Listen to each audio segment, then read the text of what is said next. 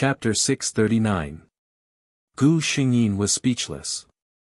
Her system was indeed a straightforward one. That's right, she could have avoided the current situation. There was no need to mention who had sent the assassins that day.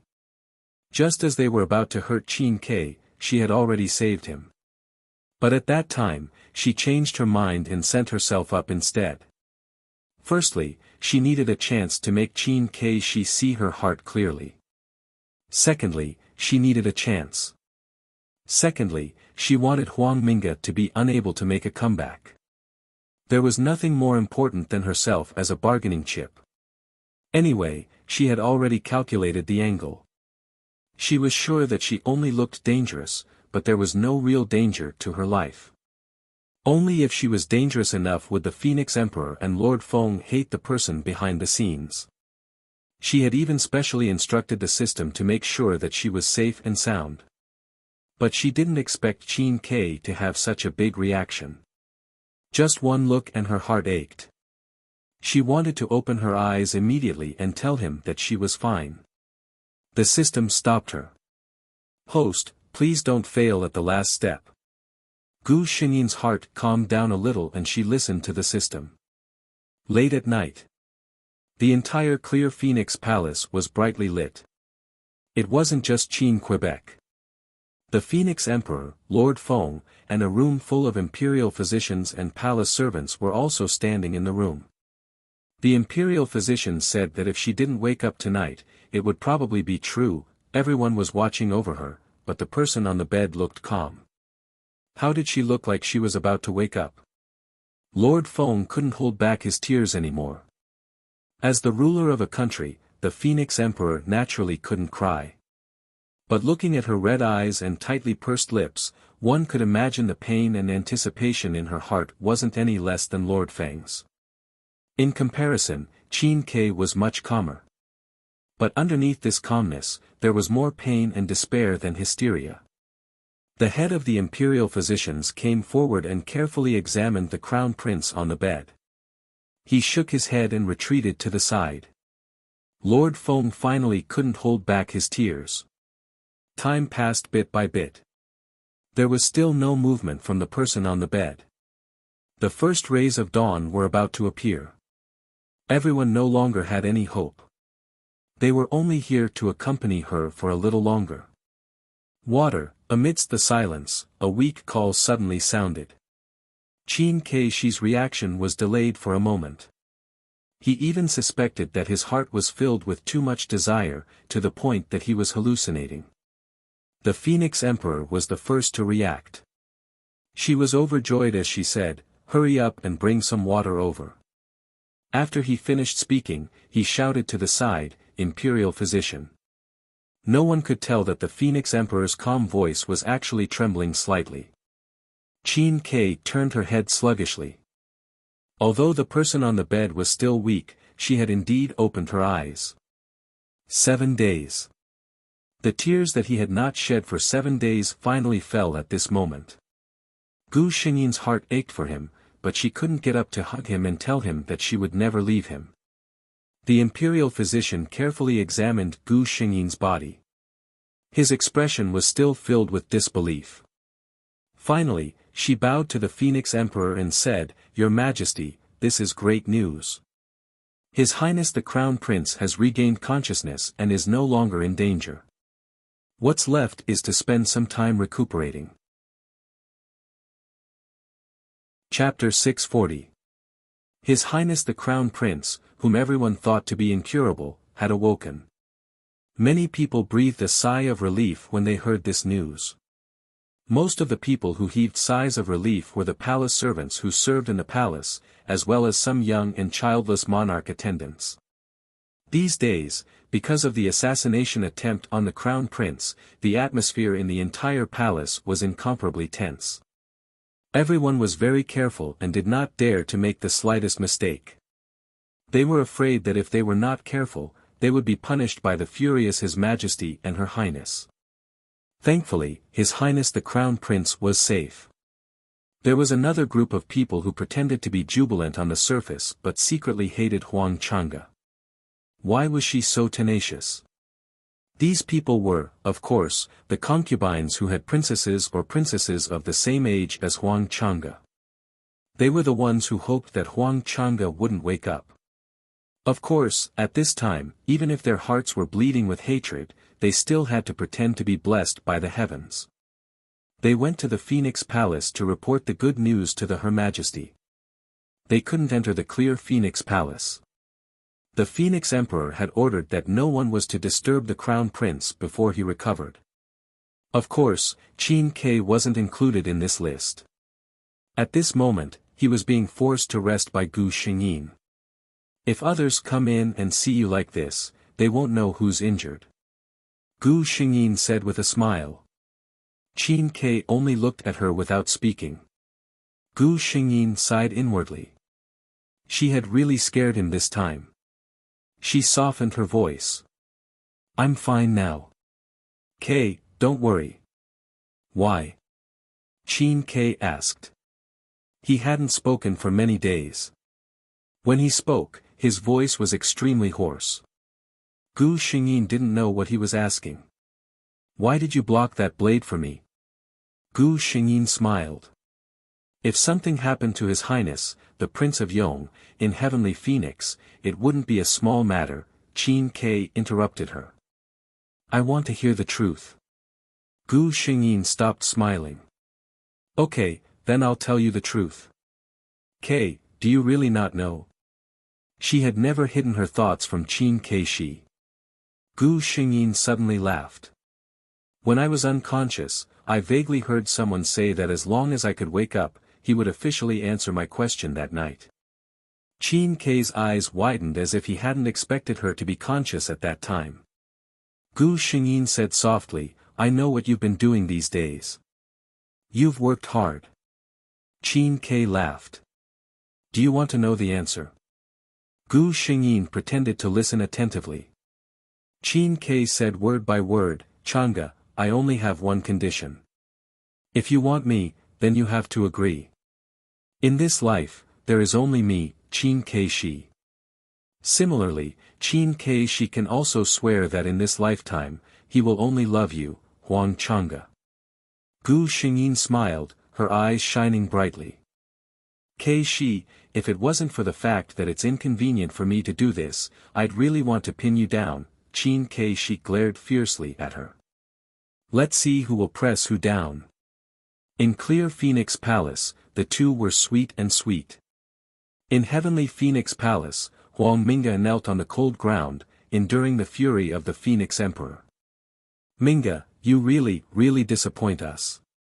The Phoenix Emperor looked at his daughter, only disgust in his eyes. Chapter 641.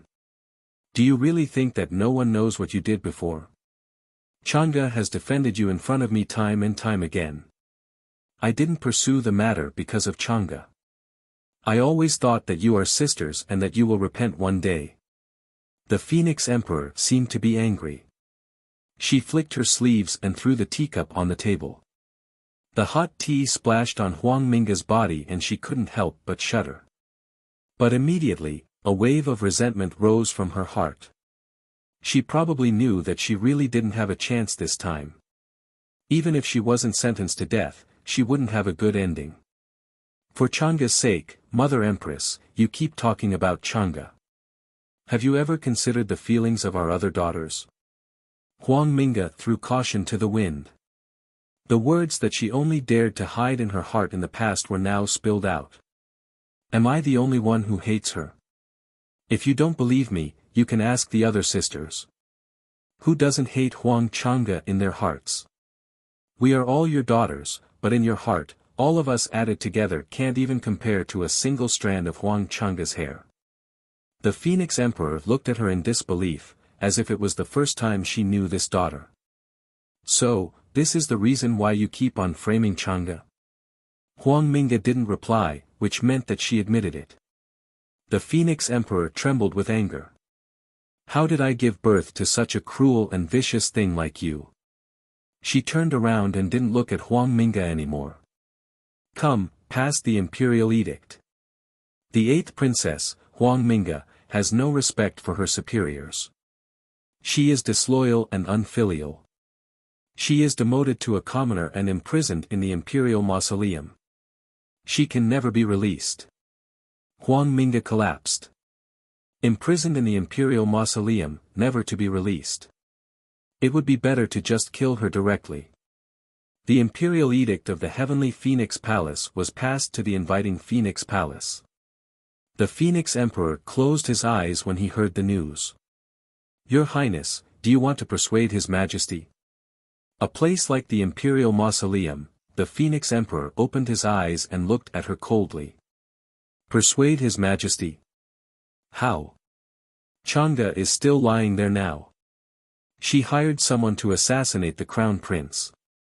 This evil creature, His Majesty is already benevolent enough not to kill her directly.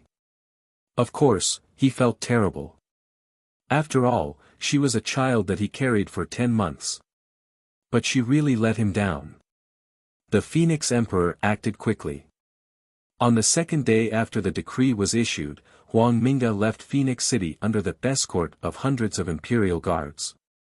It was said that back then, Huang Minga had knelt in front of the inviting Phoenix Palace for several hours but the Lord Concubine didn't even see her once. Gu Xingyin knew that in this lifetime, unless there was a special decree from the Emperor, Huang Minga would never have the chance to take a step out of that desolate land. Great Qin's diplomatic group stayed in Heavenly Phoenix for an entire month. The reason was naturally because a certain crown prince was injured and needed someone to take care of him. As for why the crown prince had so many palace attendants to attend to him, and why he only needed His Imperial Highness, the Prince of Yong, the Great Qin's envoys expressed their heartache. Their Great Qin dynasty's most beautiful and noble Imperial Highness, the Prince of Yong, probably wouldn't be able to remain in the Great Qin dynasty for much longer. In the 11th month, Great Qin's ambassadors officially returned. Gu Xingyin, who had not fully recovered from her injuries, insisted on escorting them out of the city. Because of her injuries, she didn't ride a horse. When she got off the carriage, she even put on a thick fur cloak. Keishi, wait for me. I will personally go to Great Qin with a huge gift and ask for His Majesty's hand in marriage. Gu Xingyin held his hand. The Great Qin's envoys all expressed that they didn't see or hear anything. All right. Chapter 642. In the 3rd month of the 11th year of the Phoenix era of the Heavenly Phoenix dynasty, the Crown Prince, Feng Chang'e, personally set off for the Great Qin to seek the hand of His Highness, the Prince of Yong. In the 8th month of the 11th year of the Phoenix era, the Crown Prince held a grand wedding in the clear Phoenix Palace. Not only the Phoenix Emperor and the Phoenix Monarch, but even the common people of Heavenly Phoenix dynasty heaved a sigh of relief. The Crown Prince was no longer young. He was finally getting married. After the complicated ceremony, the newlyweds, who had received countless blessings, finally arrived at the bedchamber. The palace maids had already tidied up everything and left the place to the two of them after finishing their preparations. Keishi. Gu Xingyin smiled with satisfaction. You finally belong to me. Qin Ke raised his long eyebrows. His beautiful appearance, set off by his red robes, was even more unparalleled. You also belong to me, Chang'e. The hall gradually quieted down. Bai Xian. Lan Xian, another palace servant who stood with Bai Xian on night watch, whispered, Tell me, who do you think is between His Highness and the Crown Prince? She stealthily pointed up with her finger. She couldn't be blamed. It really made people curious. Bai Xian glared at her unhappily. Be careful. If His Highness hears you, he will punish you tomorrow. But soon after, she couldn't help but laugh. It should be His Highness. However, this question became a mystery in everyone's heart. The next morning, when Bai Xian and Lan Xian entered the hall to serve the two princes, both of them looked calm and energetic. There was no sign of anything going on. Gu Xingyin and Qin Ke went to visit the Phoenix Emperor and the Phoenix Monarch respectively. Both of them were very satisfied with Qin Keishi. After all, when Chang'e was injured, this child showed deep affection. It was truly moving. After a long time, everyone said that His Highness and the Crown Prince were simply a match made in heaven. The relationship between the two was so good that there was no room for outsiders. The only fly in the ointment was that Jun's stomach still showed no signs of pregnancy even after half a year of marriage. Even the Phoenix monarch couldn't help but glance at Qin Keishi's stomach when he paid his respects. The women of the heavenly Phoenix dynasty didn't have the ability to conceive. After marriage, if the men wanted to have children, they would eat a fruit called the spirit-bearing fruit. After eating it, their bodies would have the ability to conceive. However, it was only the ability to conceive. It didn't mean that the heavenly Phoenix dynasty's imperial harem would be pregnant immediately. Otherwise, there wouldn't be so many childless emperors' imperial concubines. The imperial concubine couldn't be blamed for being anxious. Gu Xingyin only had Qin Keishi as his lord. Everyone could see that the relationship between the two of them was very good. It was really strange that she wasn't pregnant. In the imperial court, there were already ministers who proposed to take in a secondary emperor for the crown prince, but they were all firmly rejected by Gu Xingyin. Only by Xian and Lan Xian, who served the two of them, knew the truth. His Highness didn't take the spirit-pregnant fruit at all. Princess Royal Highness's Princess, fruit Royal Highness Princess Highness. Princess. Qin's princess of marriage princess of. But no matter how hard she tried to hide it, Qin Keishi would find out one day. That night, Qin Keishi sat quietly on the bed and looked at her. Why didn't you let me eat those fruits? Gu Xingyin paused. Marrying me has already made you suffer. He was such a proud person. For her, he gave up his noble status and his family to come to this isolated heavenly phoenix. How could she bear to let a man of the great Qin Empire suffer such a thing? Chapter 643. She didn't finish her sentence, but Qin Keishi understood what she meant. He didn't say anything else. He just grabbed her hand, locked her in his embrace, and gently kissed her. In the 4th month of the 12th year of the Phoenix origin, Crown Prince Jun suddenly felt nauseous while eating. After calling for an imperial physician, he was overjoyed. The two palaces were overjoyed and endlessly rewarded Clear Phoenix Palace. Gu Xingyin only felt frightened.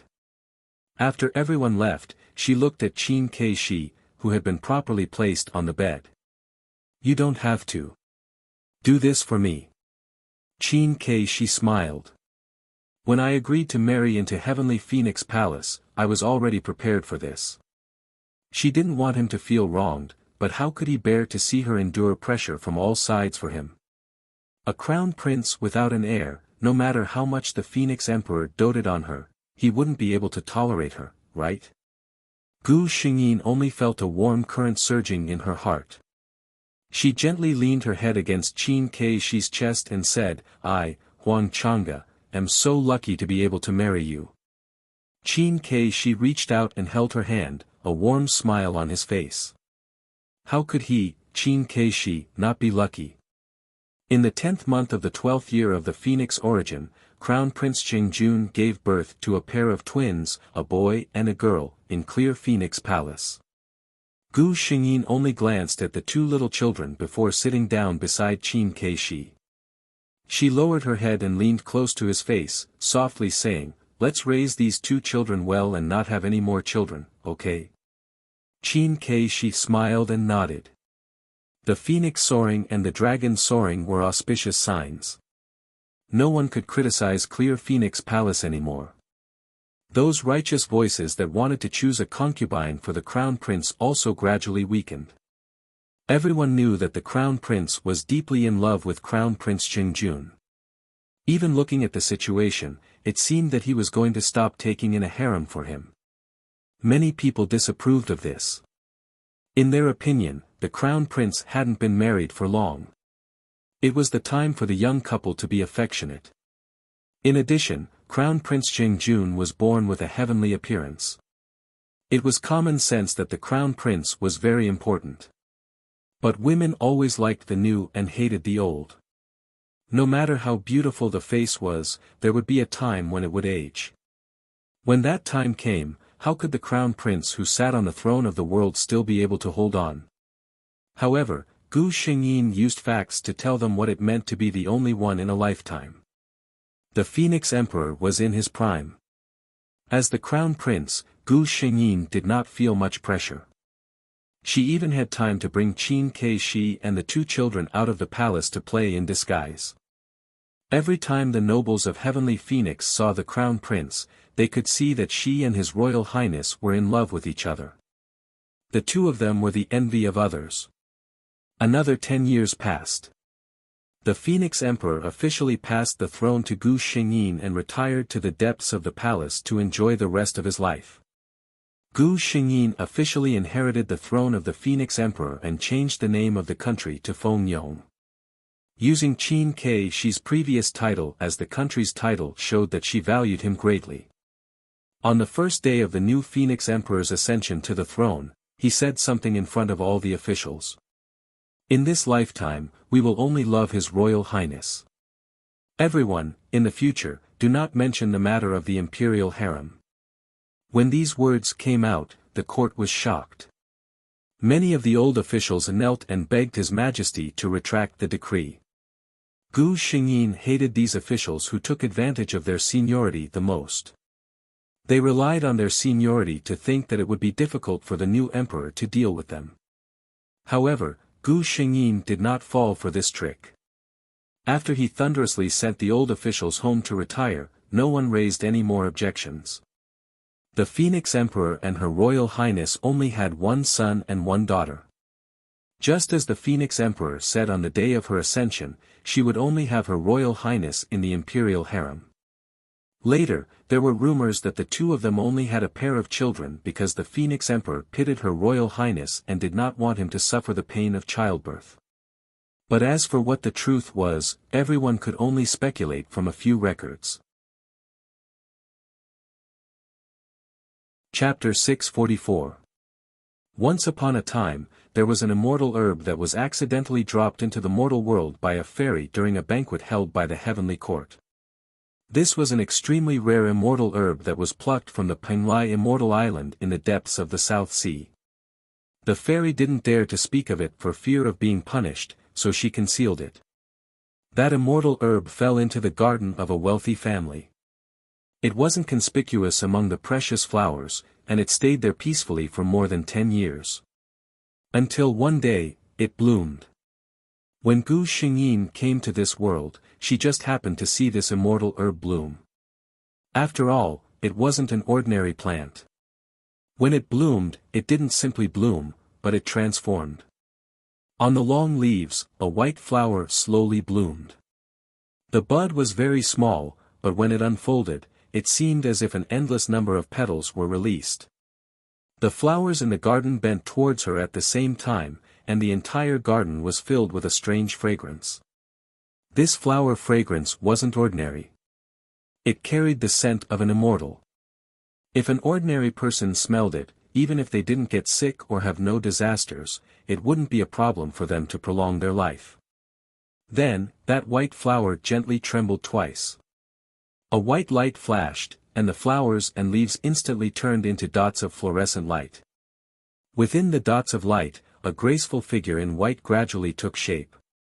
Her white clothes were made of an unknown material, and it was extremely elegant and beautiful. Her sleeves and skirt were full of blooming petals, elegant and lovely. Her hair wasn't tied up, and there was only a white flower crown woven from the top of her head. Under the flower crown was an astonishingly beautiful face. This was a woman who had transformed from words.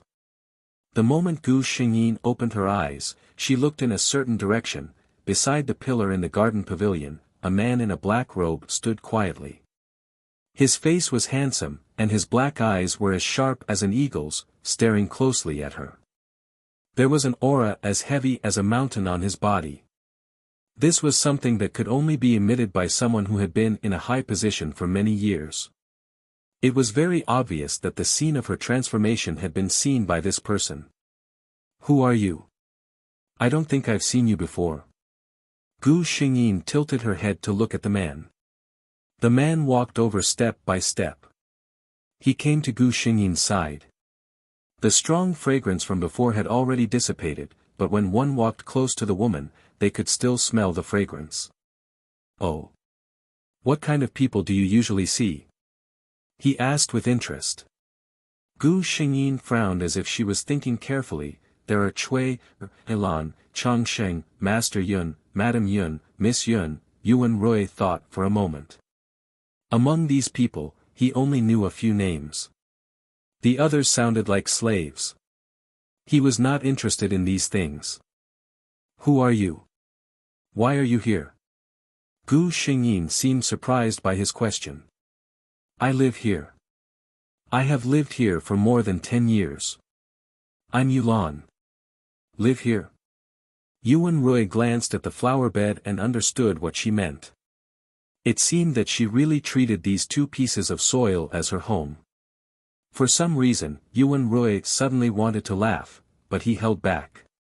He turned his head and asked, Are you willing to go with me? Gu Xingyin was not so easy to fool. Why should I go with you? Yuan Rui scared her. You should know that the people here are different from you. If they know that you are a flower, they will kill you. Chapter 645. What surprised him was that this girl, who looked like a flower fairy or a flower spirit, was not easy to fool at all. Gu Xingyin smiled slyly. If I turn into a flower, none of them will know. The man guided her patiently. Don't you want to take a look at the outside world? Gu Xingyin's eyes widened. She had heard Cui, and the others mention that the outside of the Yun residence was fun. Seeing the longing in her eyes, Yuan Rui chuckled softly, his eyes filled with determination. If you come with me, I can take you everywhere to play. As a flower, the biggest disadvantage was that she had always been rooted in the soil. Before she transformed, she had never gone anywhere. Gu Xingyin, who was tempted, nodded dizzily. At this moment, someone entered the garden. His Highness Xian King. Her voice came to an abrupt halt when she saw Gu Xingyin. Gu Xingyin looked at her. She recognized this person. This was the eldest miss of the Yun residence, Yun Chuqing, the #1 beauty of the Ming Kingdom. However, this #1 beauty might be discounted now because of the addition of Gu Xingyin. If Yun Chuqing was a beauty in exquisite brocade clothes, then Gu Xingyin was the uncanny workmanship of nature. She was naturally exquisite, like the moonlight on the horizon, like an orchid in an empty valley. Yun Chuqing's expression was not good. It was not easy for her father to have the opportunity to invite His Highness Sage King into the estate, and he had long instructed her to perform well. If she could gain His Highness Sage King's favor, it would be a good thing for the entire Yun estate. Yun Chuqing was originally very confident. This His Highness Xian King had not taken a wife or concubines, and with her beauty, it should not be a problem to win him over. She had specially dressed up to come here. However, she was not so confident now. This was because there was clearly a beauty beside His Highness Xian King who was not inferior to her, and was even more beautiful than her. She squeezed out a smile. May I know who this young lady is? I didn't see you just now. However, she thought in her heart, she's definitely not a daughter of a good family if she's dressed like that. Gu Xingyin, who had a smile on her face, suddenly became angry and turned around to ignore her. Yuan Rui didn't know why she was angry. He held her back with one hand and nodded at Yun Chuqing. These people are from the prince's estate. They came here to look for this prince. He glanced at Yun Chuqing. How could he not know what she was planning? Yun Chuqing was indeed beautiful, but he now had an even better treasure. He said, It's getting late. I'll take my leave. Yun Chuqing watched helplessly as the Sage King pulled her away. When they left the residence of Yun, there was already a carriage from the imperial residence waiting outside. Although the people outside were very curious as to why the prince had brought back such an outstanding beauty, they tactfully did not dare to ask any questions. "What's wrong with you?" Yuan Rui asked curiously. Gu Xingyin looked at him angrily. "She scolded me." Yuan Rui thought for a moment before realizing that she was talking about Yun Chuqin. "How did she scold you?" He was very curious. The two clearly did not communicate at all. Gu Xingyin stretched out her hand and pointed at his chest. "She said it here." Yuan Rui's expression suddenly became serious. "She can actually hear the thoughts in other people's hearts." "Then can you hear what I'm saying?" he asked. Gu Xingyin shook her head honestly. "You're very strange. You're the first person I can't hear." Chapter 646. Gu Xingyin sat in the room and slowly sorted out the plot of this world. Originally, Yulan had also transformed in the back garden of the Yun residence on this day. However, she did not meet Yuan Rui. Yulan, who had mysteriously appeared in the garden of the Yun residence, naturally aroused the vigilance of the people of the Yun residence. Yulan, who was naive and did not know how to win people's hearts, immediately exposed her secret. When she heard that the people of the Yun residence wanted to catch her, she ran away in fear. However, the people of the Yun residence were afraid and went to invite a Taoist priest who came out of nowhere and chased her all over the city. Yulan, who had just transformed and did not know anything, was caught and the weak immortal qi in her body was sealed. She was brought back to the Yun residence. The person who was most hostile to her in the Yun residence was actually the eldest daughter of the Yun residence, Yun Chuqin, because she was jealous that Yulan was prettier than her. She personally scratched Yulan's face and sold her to the brothel. After living a life worse than death in the brothel, Yulan finally took advantage of an opportunity to learn the escape route from the guard's heart and successfully escaped. For the next 10 years, she lived in seclusion deep in the mountains and relied on the spiritual energy of heaven and earth to cultivate. Unfortunately, Yulan, whose heart had been corroded by hatred and resentment, had already fallen into the demonic path. She appeared in the Yun residence and killed all 87 lives of the Yun residence. Yun Chuqin, who had already married into a noble family, was naturally not spared. Yulan had killed her 2 children right in front of her and ended her life. Yulan, who had committed such a crime, was unable to escape the majesty of the heavenly Tao during her 100-year tribulation and disappeared. In fact, Yulan was originally a cold moon orchid that was hard to come by in 10,000 years in the Penglai immortal Tao. If she had been absorbing the spiritual energy of heaven and earth on Penglai Island, she would have been an exalted immortal after transforming. Even in the heavenly court, she would have been one of the best among the flower immortals after transforming. However, she had encountered such a thing. Therefore, after she died, Gu Xingyin came to her body before everything had happened. However, it seemed that His Highness Sage King's purpose in bringing her along was not simple. Gu Xingyin had no way of probing into his mind, but she had an extremely sensitive perception. Unlike the lovers in the previous world, Gu Xingyin could see the appreciation in his eyes, but in the deepest part of his eyes, there was a thick coldness that could not be melted. Perhaps it was because he knew that Gu Xingyin had a special ability, but Yuan Rui never let random people get close to her. He even accompanied Gu Xingyin for her daily meals.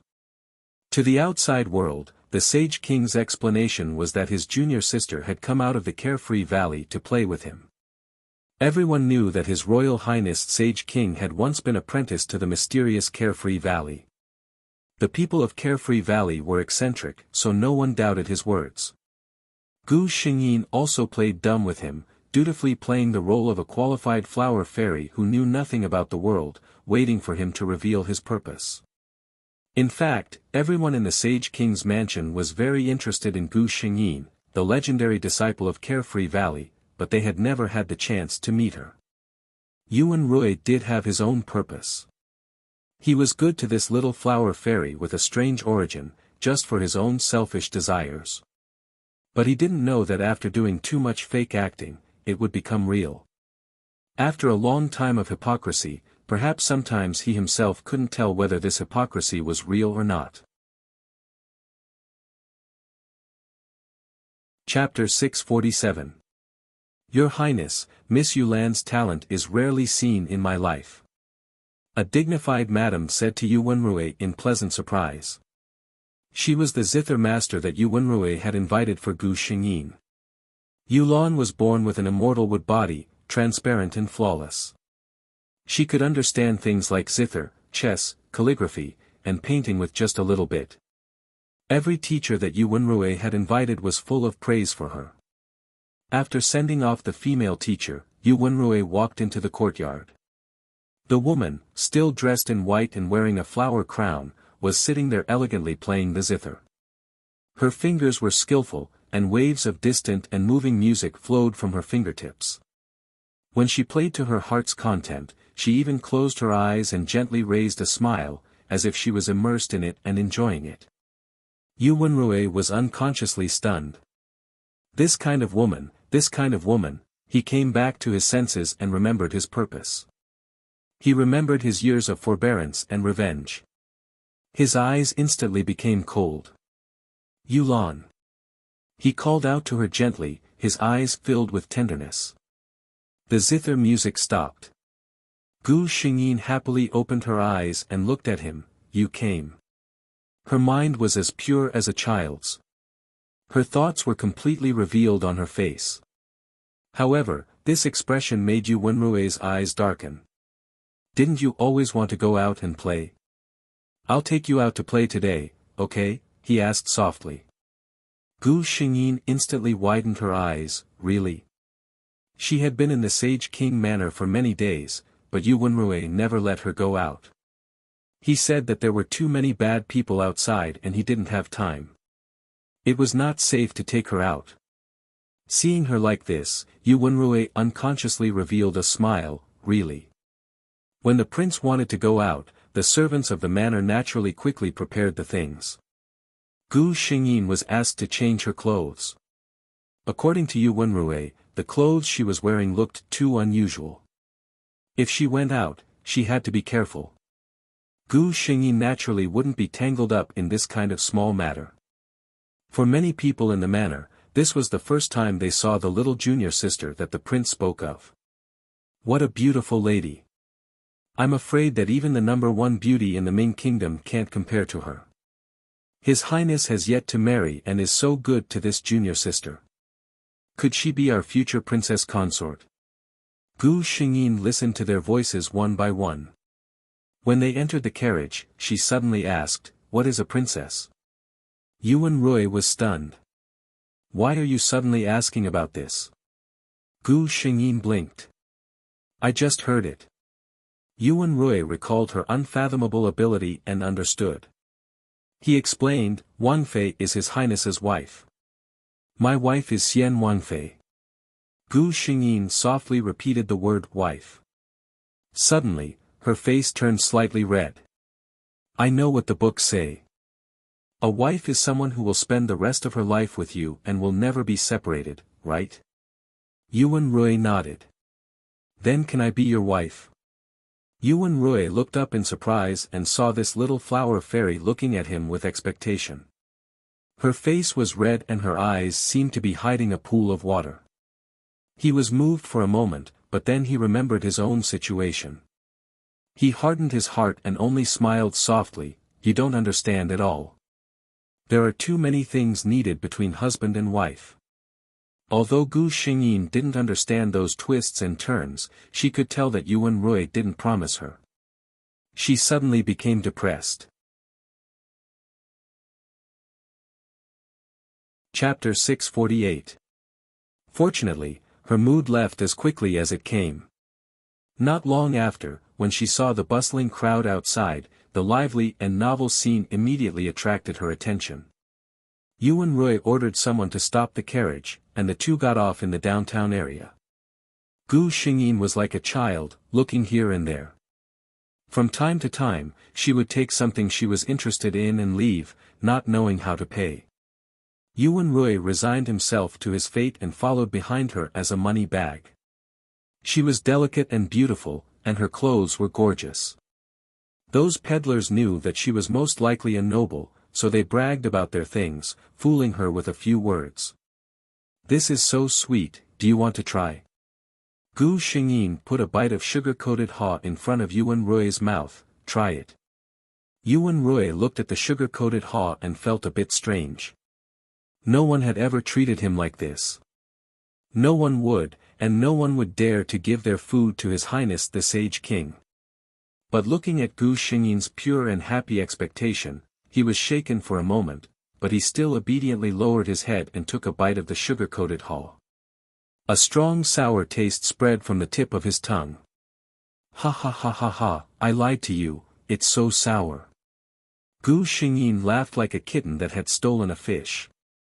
Yuan Rui helplessly looked at her, but he was reluctant to spit out the sugar-coated haw.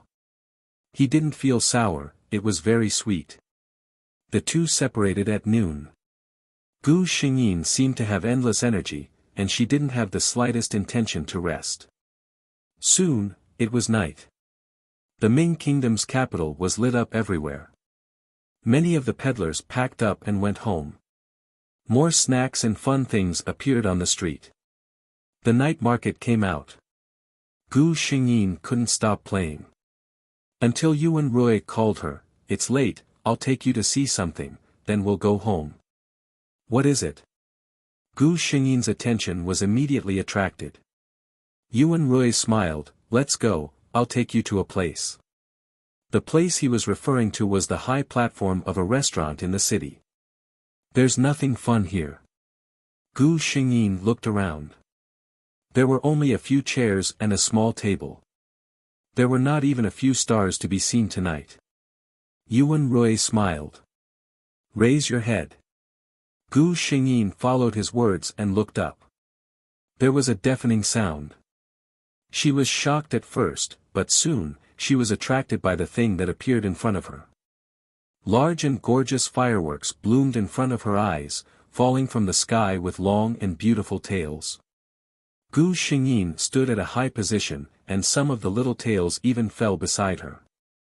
She was so happy that she wanted to use her hands to catch them, but she found that when those beautiful little things fell into her hands, they were just a bunch of dust that would be blown away by the wind. But there were even more beautiful fireworks in the air. "It's so beautiful." She turned her head and smiled at Yuan Rui, who was standing behind her. Yuan Rui looked at the woman in front of him in a daze. She had a face like a flower, slim and elegant. Behind her, there were brilliant fireworks. This kind of scene, this kind of person, he thought, I'll never forget it for the rest of my life. At this time, Gu Xingyin suddenly walked towards him. Then, she gently kissed him on the cheek. "I read in a book that humans use this to show their love." Chapter 649. Yuan Rui, I like you. She said. Yuan Rui couldn't hold back and tightly hugged the person in his arms. The two people, under the backdrop of the fireworks, hugged each other. It was the most romantic thing. But Yuan Rui's words were not romantic at all. "Don't like me, Yulan." After a long time, he said. Gu Xingyin had been playing for the whole day and was a little tired. At this moment, she was about to fall asleep. When she heard him speak, she only responded in a daze. Seeing her like this, the worry that had just risen in Yuan Rui's heart immediately disappeared. He helplessly revealed a smile, picked her up by the waist, and returned to the Wang Fu.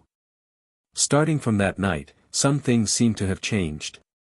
Yuan Rui appeared more and more in Gu Xingyin's courtyard.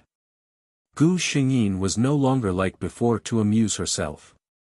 When she was alone, she would look forward to Yuan Rui's arrival. When she saw him, she would be overjoyed. She would talk to him about the songs she liked, and hope that he would stay with her all day. Yuan Rui felt like he was crazy. He shouldn't be like this. He knew very well what his goal was in bringing this woman to the Wangfu. But his heart was moved. "Your Highness, don't forget what our goal is," his confidant advised him. These people all knew of Gu Xingyin's existence, but they had never seen her before. Because of her ability, Yuan Rui didn't dare let them see her. Yes, he had more important things to do. Yuan Rui thought of that person's flower-like smile and fiercely closed his eyes. Gu Xingyin hadn't seen Yuan Rui for 3 days. On this day, when a servant girl of the Wang Fu was preparing food for her, she asked, "Why hasn't Yuan Rui come?" In the entire Wang Fu, only she dared to call him this. The servant girl had become familiar with her these days and was very fond of this junior sister of His Highness. She smiled and said, "Miss, our Highness is about to take a secondary fei. He's a bit busy right now. Taken a secondary consort." Gu Xingyin was stunned for a moment. She didn't understand what he meant. However, the maidservant left after laying out the dishes for her. His Highness had said that this Miss Yulan did not like crowds, so they were not allowed to disturb her. After the maid left, Gu Xingyin lazily replied, "System, help me check." She had played dumb with Yuan Rui for so long. It was time to look at the script. The system told her everything. Even though Gu Xingyin had made some guesses from Yuan Rui's words and actions these days, when she really knew the truth, she couldn't help but sigh, the lovers in this world are really scum. If she really was Yulan, she would probably have to enter the demonic Tao again after encountering such a person. Gu Xingyin was used to having a lover who loved her wholeheartedly and obeyed her every wish in every world. Suddenly meeting such a lover, the feeling in her heart was really very subtle. However, subtle was subtle. Gu Xingyin expressed, she was angry. Since she was angry, if she didn't ruthlessly torture a certain person, there was no way to make her happy. Yuan Rui, who was talking with his trusted aide, suddenly felt his body turn cold. A bad feeling spread in his heart. What was going on? He was confused, but didn't care. Chapter 650. Half a month passed and Yuan Rui forced himself not to go to that small courtyard. Today, he couldn't take it anymore. Before he entered the courtyard, he heard the sound of a zither. It was different from the leisure and joy of the past. This zither sound was filled with a faint sense of worry. Yuan Rui's heart tightened. She too, would she have any worries? He couldn't help but quicken his steps and see the person in the courtyard. She was still wearing that pure white robe, but in Yuan Rui's eyes, that person seemed to have lost a lot of weight. There was a slight sourness spreading in his heart. Gu Xingyin noticed him. "You're here." Her eyes were filled with joy as she quickly ran in front of Yuan Rui. "I'm going to take a secondary concubine." This was the first thing Yuan Rui said to her. Gu Xingyin's smile froze on her face. After transforming for so long, Yuan Rui had invited many famous female teachers to teach her. She knew everything she needed to know. For example, what did it mean to take a secondary concubine? She cried. Yuan Rui was a bit flustered. He had thought about how she would react, but he didn't expect her to cry out like this. It wasn't a loud cry. Her tears rolled out without any warning, as if they wouldn't stop flowing. "Don't you like me?"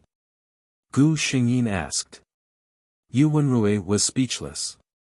How could he not like her? He liked her so much that he wanted to change his initial thoughts and keep her by his side. But he couldn't. He had prepared for this for so long. He couldn't let go of his long-cherished wish.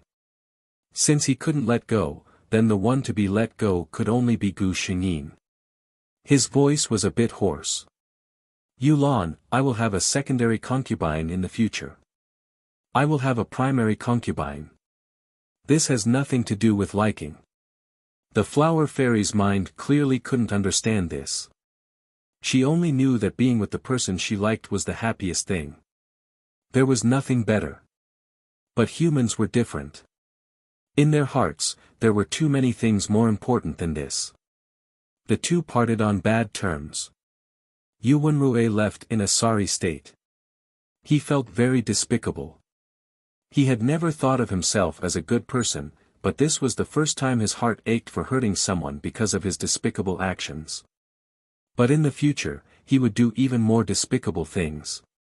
The things sent to the small courtyard were still the most precious things in the mansion, but Yuanrui rarely came back. One day, an uninvited guest came to Gu Xingyin's courtyard. Gu Xingyin recognized her. She was the #1 beauty of the Ming Kingdom, Yun Chuqing, who would also be the Xian King's concubine. She knew why Yuanrui wanted to take her as his concubine. The Yun family was the wealthiest in the world. Although their status as merchants wasn't high, their wealth was comparable to the national treasury. Behind Yun Chuqing was a large group of attendants.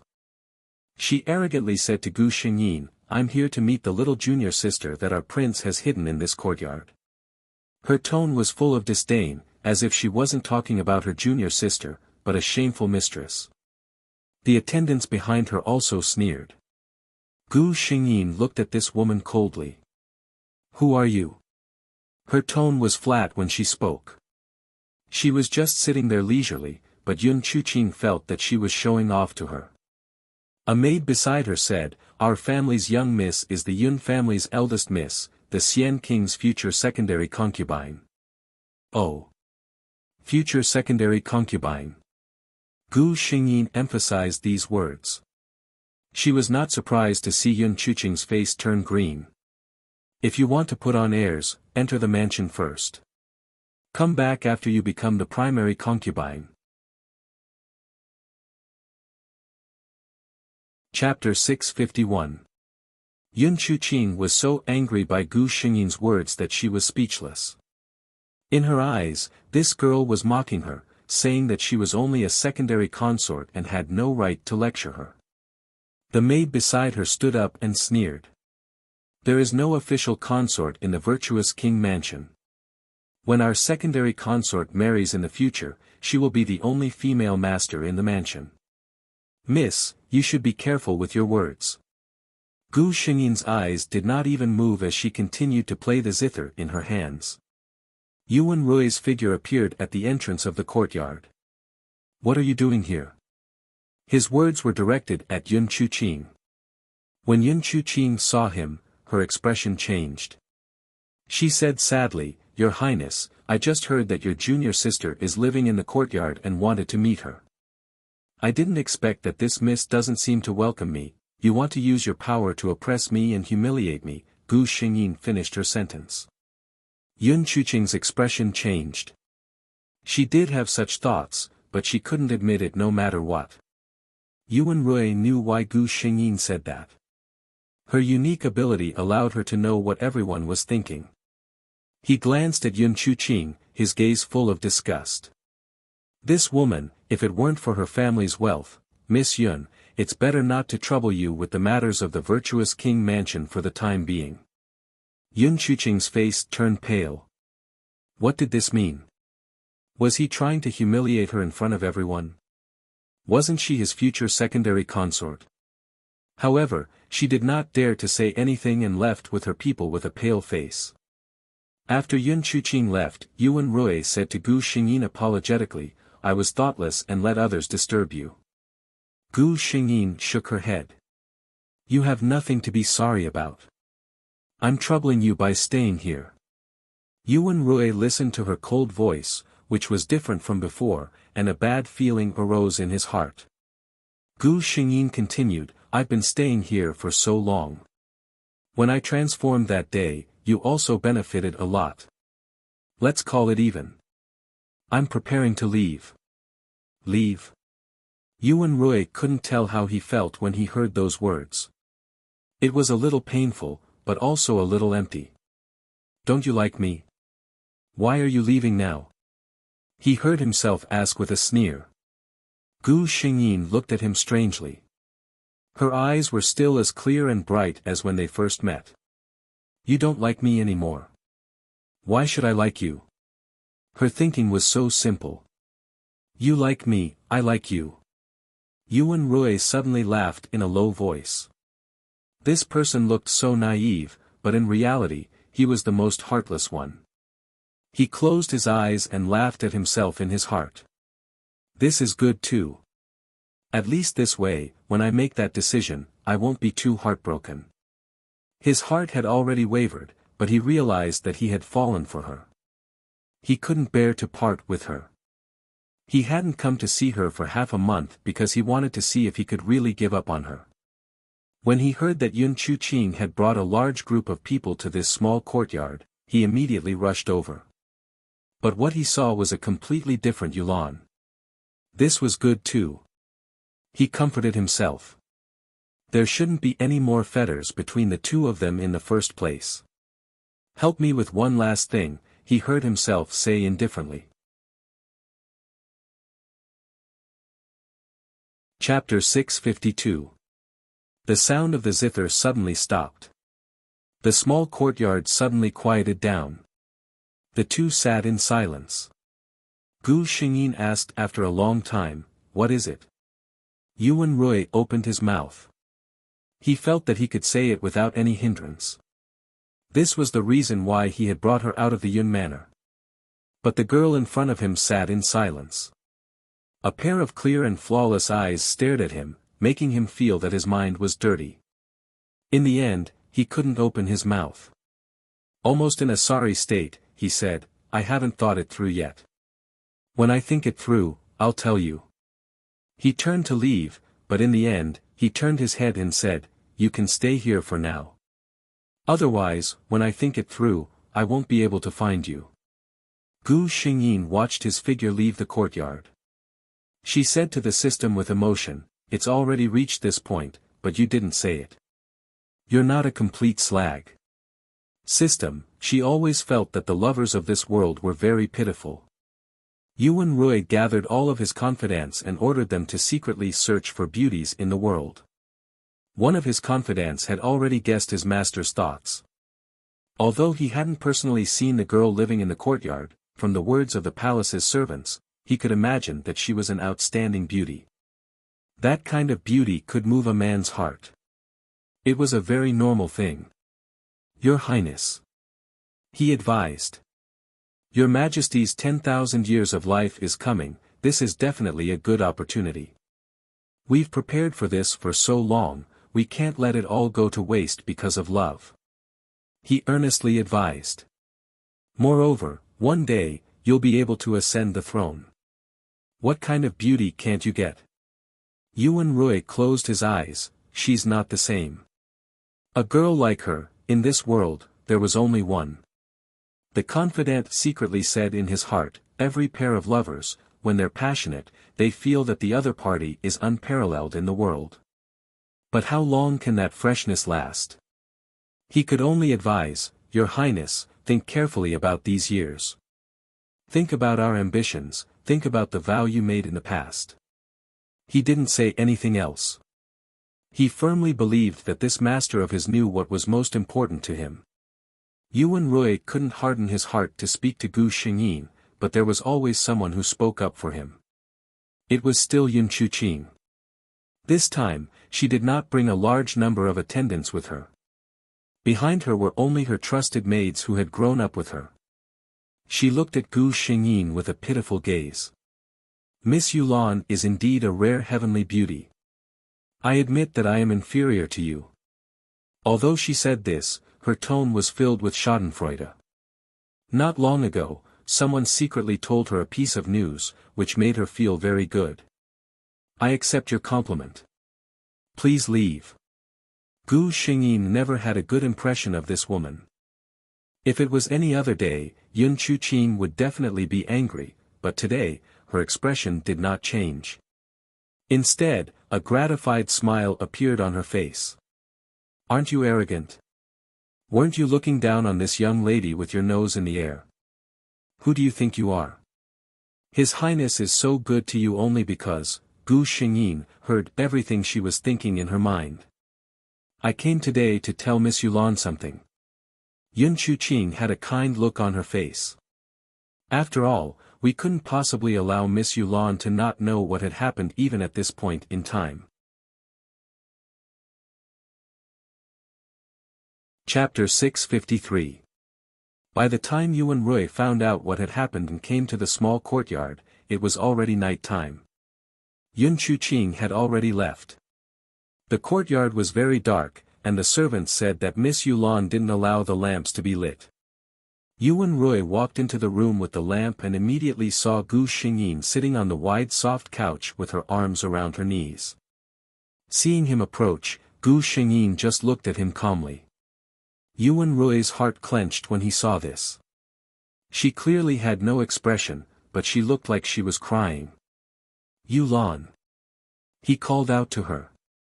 I heard that you haven't eaten all day, so I brought your favorite flower honey cake. Although Yulan was transformed from a flower, she didn't have the habit of repelling each other. She loved to eat snacks made of flowers and fruits. Yuan Rui, Gu Xingyin said faintly. Someone came to my courtyard today and said a lot to me. Yuan Rui fell silent. She told me that you put me in this courtyard for a reason, right? She looked at Yuan Rui expectantly, hoping that he would say no. Yes. Yuan Rui looked away in a sorry state. He couldn't lie to these eyes. Gu Xingyin's expression became even more confused. You want to give me to someone else? Yuan Rui felt that she was going to cry in the next second. His heart ached, but this was indeed what he had done. I originally planned to do so, but Yulan, later on. He wanted to say that he regretted it later on. Then you were so good to me before, taking me out to play and watching fireworks. Was it all on purpose? Yes. Gu Xingyin turned her head away and no longer looked at Yuan Rui. I know. The last thing you asked me to help you with was this, right? Yuan Rui wanted to deny it. He opened his mouth, and those unbearable images flashed through his mind. In the end, he fell silent. Gu Xingyin thought that if it was really Yulan, her heart would probably break at this moment. Okay. I promise you. She turned around and Yuan Rui could clearly see the light in her eyes. Those were tears. I will help you one last time. After that, we will be even and have nothing to do with each other. Okay. Leave. I don't want to see you again. Yuan Rui stood in the darkness for a long time, so long that Gu Xingyin thought he had left, but her body was embraced by a strong force. But this time, a white light flashed from her body and easily repelled Yuan Rui. Don't touch me again. Don't touch me again. These 6 simple words were like the heaviest hammer, ruthlessly smashing into Yuan Rui's heart, smashing it into pieces. He clutched his chest. That place hurt so much that it was difficult for him to even breathe. In the end, he left. She never came to this small courtyard again. Who allowed you to make your own decisions? He looked coldly at the person kneeling on the ground. That person was a confidant left behind by his mother and had always been by his side since he was young. Your Highness, this subordinate made his own decisions. I know that I have offended my superiors. I will never ask for your Highness forgiveness. That person was also a stubborn person and didn't defend himself. He was the one who leaked the matter to Yun Chuqing and used her to tell the truth to Gu Xingyin. Only in this way will your Highness truly give up and remember what our purpose has always been. Chapter 654. Yuan Rui covered his face with his hand.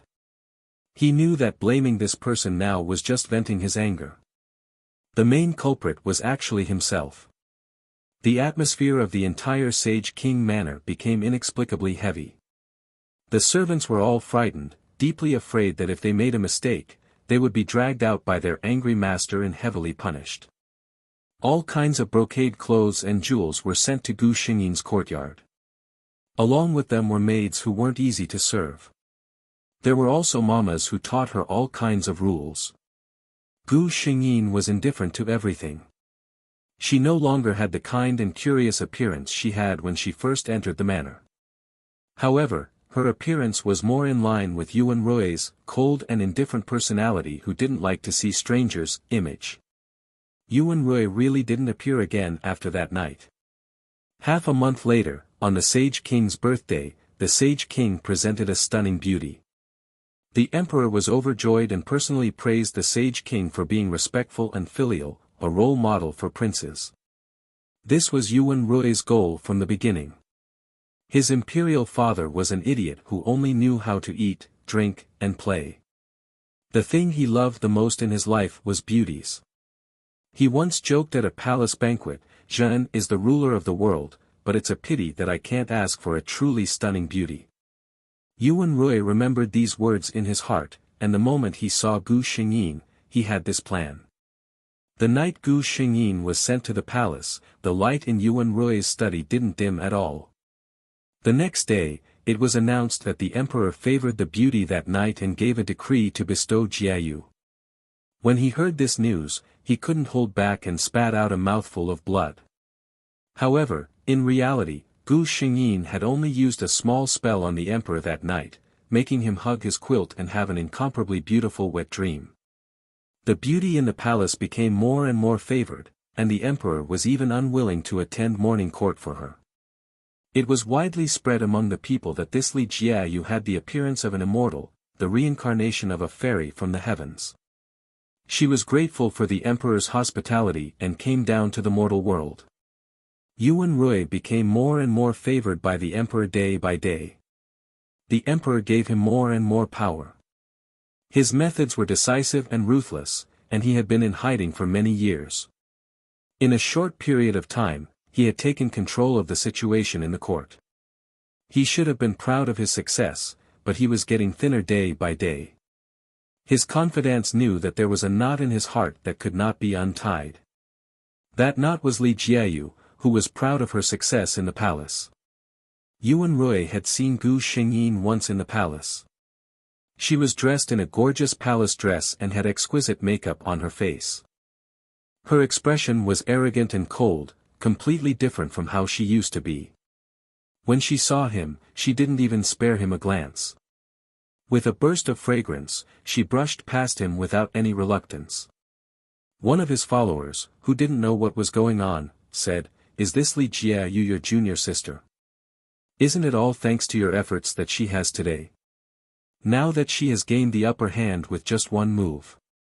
The rest of his words came to an abrupt halt when he saw the horrifying expression on his face. Yes, she was the one who had given her everything.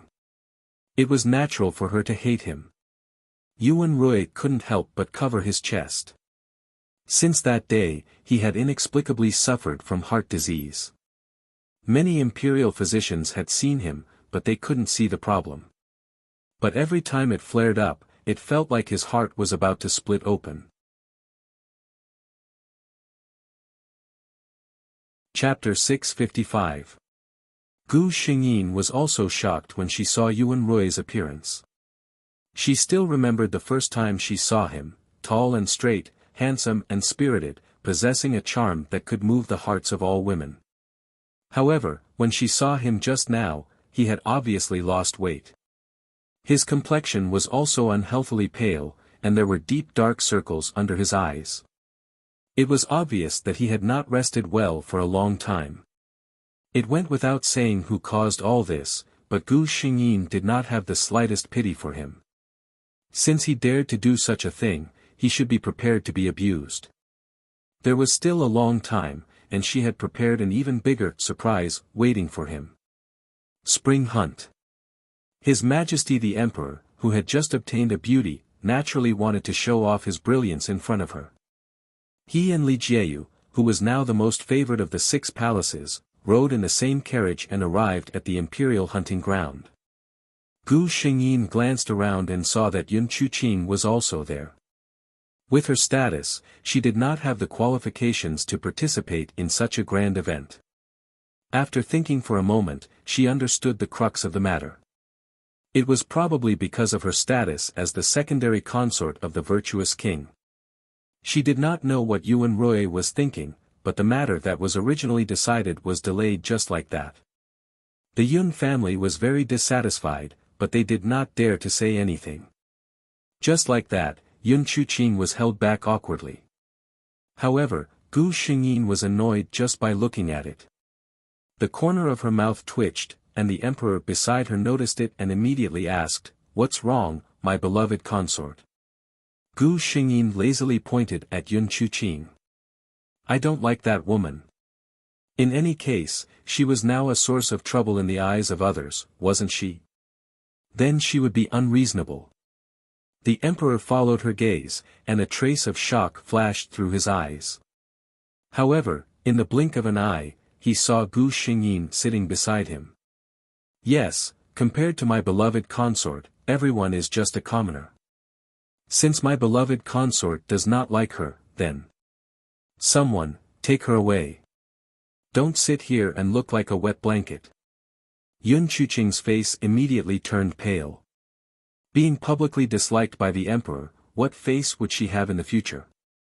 She looked at Yuan Rui as if she wanted to ask him for help. The others also looked at the fiery His Royal Highness Xian Wang. Many people knew that this young lady was his future concubine. Now that he was slapped in the face by Li Jiayu, they didn't know how he would react. Yuan Rui turned a deaf ear to these gazes. Yulan did not like the eldest daughter of the Yun family. Was it because she was his concubine? Was she still unable to let go of him in her heart? He wanted to raise his head to look at Gu Xingyin's expression, but the two of them were too far apart. He could only see a beautiful figure dressed in luxurious clothes, blurred and distant. "Didn't you hear what His Majesty said? Since you've ruined His Majesty's mood, why don't you hurry up and drag it out?" he said coldly. Many people were in an uproar. They all said that His Highness Prince Xian was cold-hearted. It was true. He could even be cruel to his own concubine. Assassins. No one knew who shouted, but a few figures suddenly jumped out from the crowd and headed straight for the emperor. "My dear concubine!" the emperor exclaimed. He did not expect that this delicate beauty would stand in front of him at a time like this. "Your Majesty, it is this concubine's honor to be able to block this blade for your Majesty." Gu Xingyin smiled weakly. From the corner of her eye, she saw Yuan Rui rushing over. This concubine and His Highness Prince Xian are like siblings. She did not continue. Firstly, the emperor could understand what she meant. Secondly, she closed her eyes.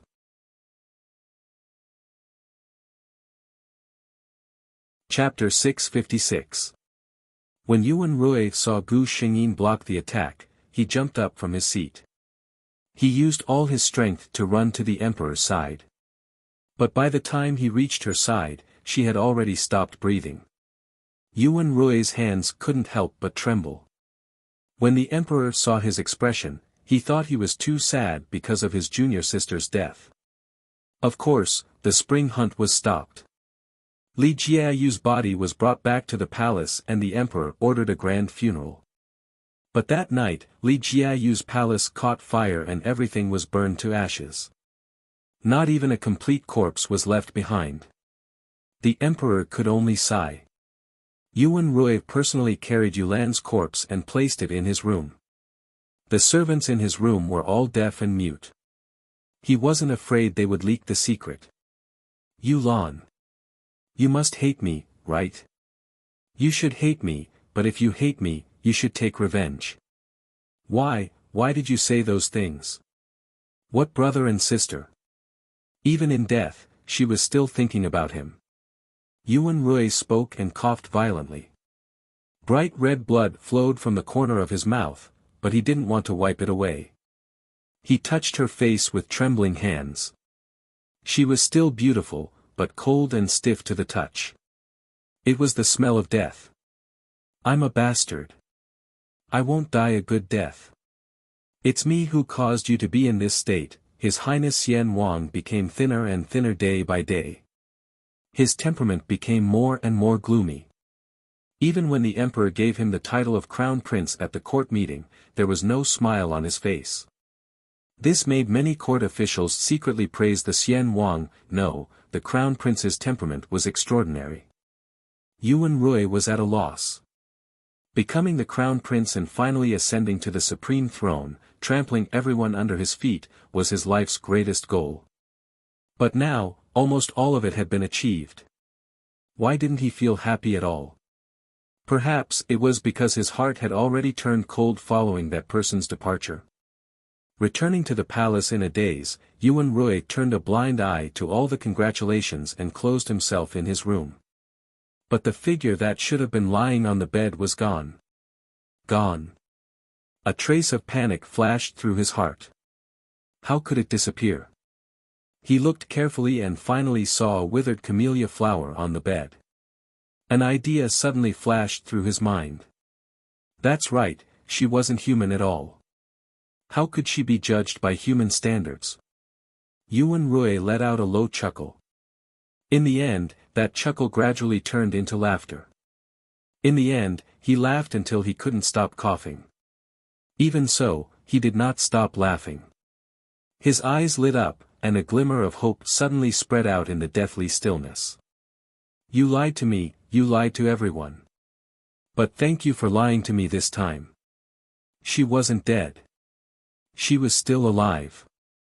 There was nothing more delightful than this. Even if she hated him and didn't want to see him again, it didn't matter.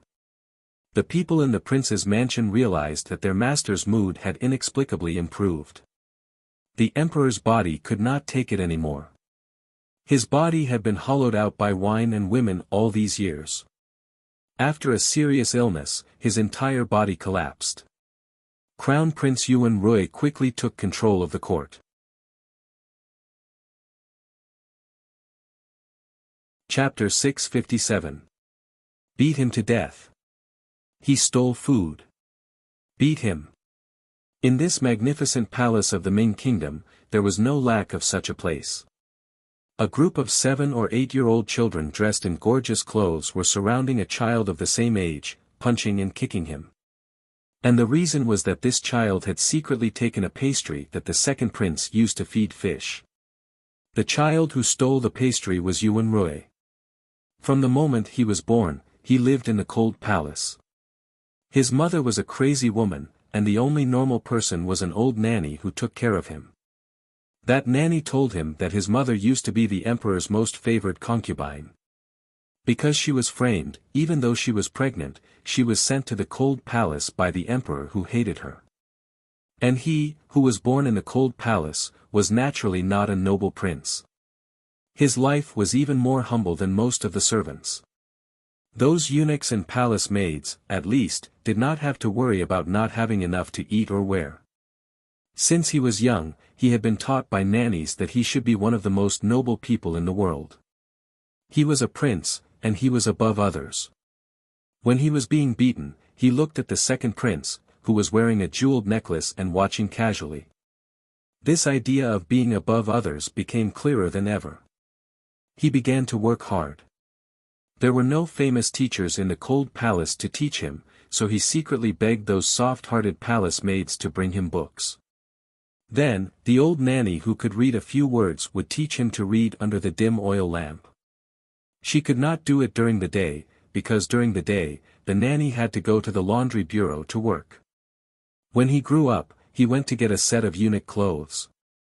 Every time he went to the upper study room, he stood outside and listened to the Grand Tutor's teachings to the princes.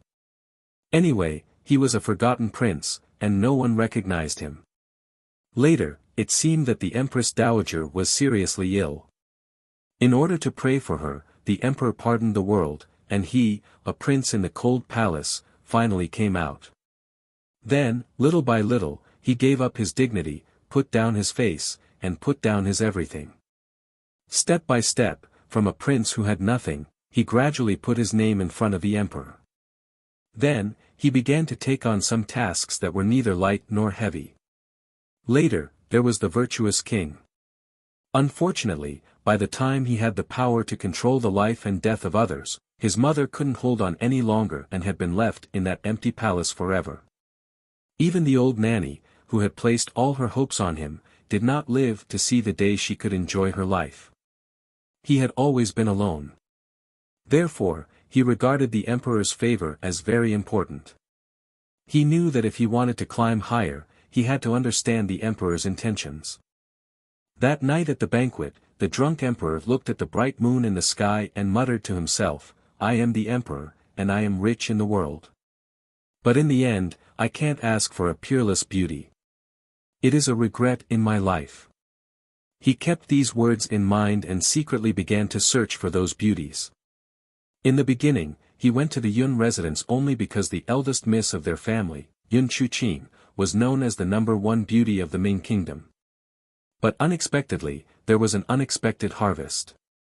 He watched as the immortal-like woman took form within the flower. When she looked over, it was as if 10,000 flowers had bloomed. He knew that he had found the person. She was a peerless beauty capable of causing the downfall of a city. However, he did not expect that she would also be able to topple his heart.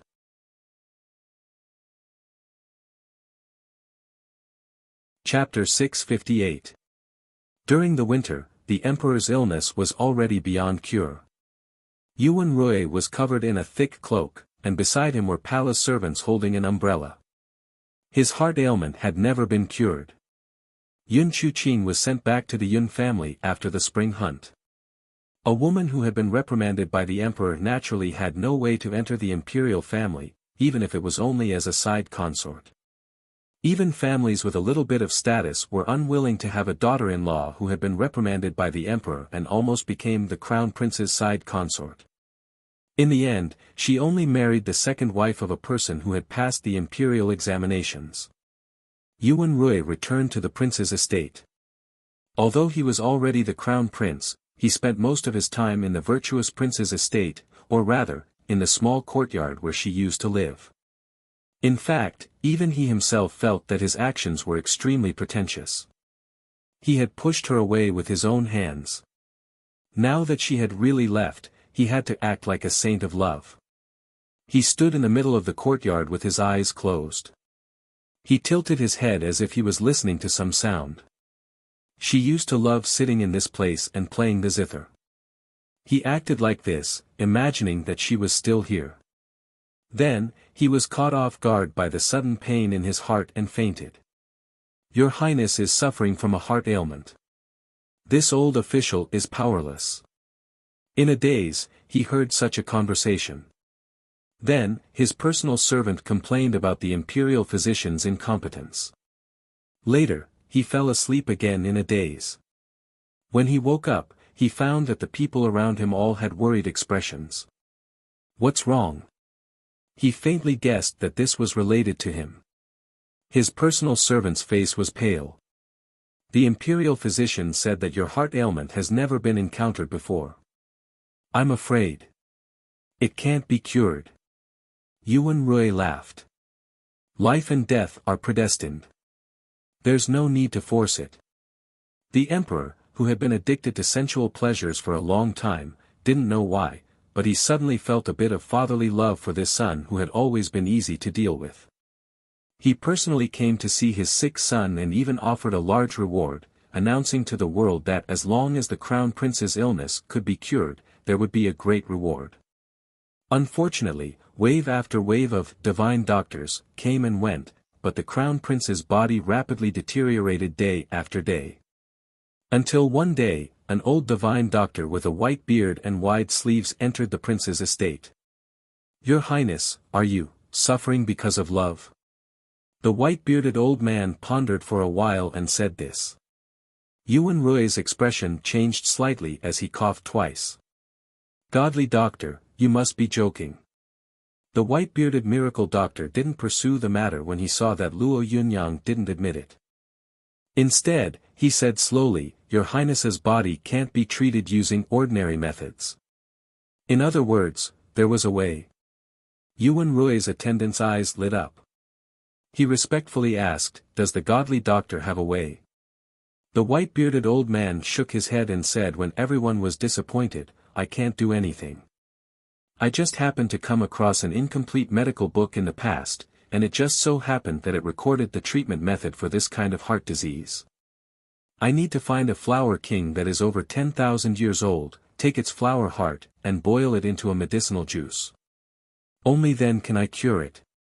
However, he didn't know if he could find a 10,000-year-old flower king anywhere in the world. The white-bearded old man left. He couldn't treat this illness, so naturally, he wouldn't stay here. The attendant couldn't help but grumble, I don't know where this old man came from, but he's so weird. What does he mean by 10,000-year-old womanizer? This is simply unheard of. Yuan Rui thought of a certain figure. He secretly smiled. In this life, it would be difficult for him to see her again.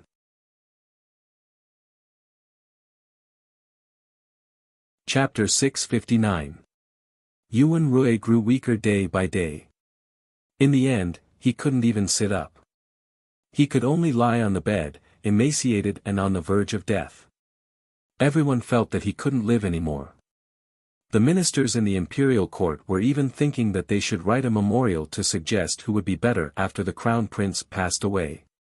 Today, the weather was very good. For the first time, Yuan Rui was much more spirited. He even ordered his personal servants to help him up and walk around the courtyard. The servant's heart trembled, as if he sensed something. He didn't dare to say anything. According to the crown prince's orders, he put on a thick fox fur coat and helped him to the courtyard. Of course, it was still the courtyard that Yuan Rui didn't allow others to set foot in. No one had lived here for a long time, but it was still clean and tidy. In the past, when Yuan Rui was in good health, he would personally come here every 2 days to clean it. Now that he was in bad health, he had ordered his trusted subordinates to come and clean it on time. Those who had once given him ideas were now filled with regret. If they had known that their master cared so much about that person, why would they have come up with such a rotten idea? Now, it was all good. Their yearning had come true, but their master's appearance, what was the point? Yuan Rui sat alone in the courtyard for an entire day. He didn't touch the food that the servants brought up. Gu Xingyin was actually here. She used a technique to hide her figure and sat on a tall branch of the largest tree in the courtyard. She silently looked at Yuan Rui, who was so thin that he didn't even look human. She sat on the tree and watched for as long as he sat there. The system couldn't stand it anymore. Host, he looks so pitiful. Gu Xingyin revealed a slightly cold smile. If Yulan was just a normal person, or if it was just Yulan and not me, she would have died in the palace long ago. How could she see this scene of deep affection? She admitted that Yuan Rui looked quite pitiful like this, but what was that saying again? A pitiful person must have a hateful side. The things he did, this degree of repayment was not enough. In this world, she didn't plan on letting him live so easily. Can one be forgiven if one repents after doing something wrong? Most of the time, the person who could forgive him would not wait for him to repent. Your deep feelings came too late. She glanced at the person sitting there one last time before her figure flashed and disappeared. Yuan Rui seemed to have sensed something and suddenly raised his head to look in the direction she had been staring at. However, other than the rustling of the leaves in the wind, there was nothing else. After returning, Yuan Rui fell into a coma. No matter how hard the imperial physicians tried, they couldn't wake him up. Everyone knew that the crown prince was at the end of his rope. The Ministry of Rites was already preparing for the funeral, just waiting for them to take their last breath. Yuan Rui was muddle-headed, but he knew in his heart that he was about to leave. His only thought now was to see that girl again and tell her that he had let her down. He didn't ask for her forgiveness, he just wanted to tell her that he regretted it. Perhaps it was heaven's mercy that he really saw her. In the silent darkness, it was as if she stepped on light and appeared in his world.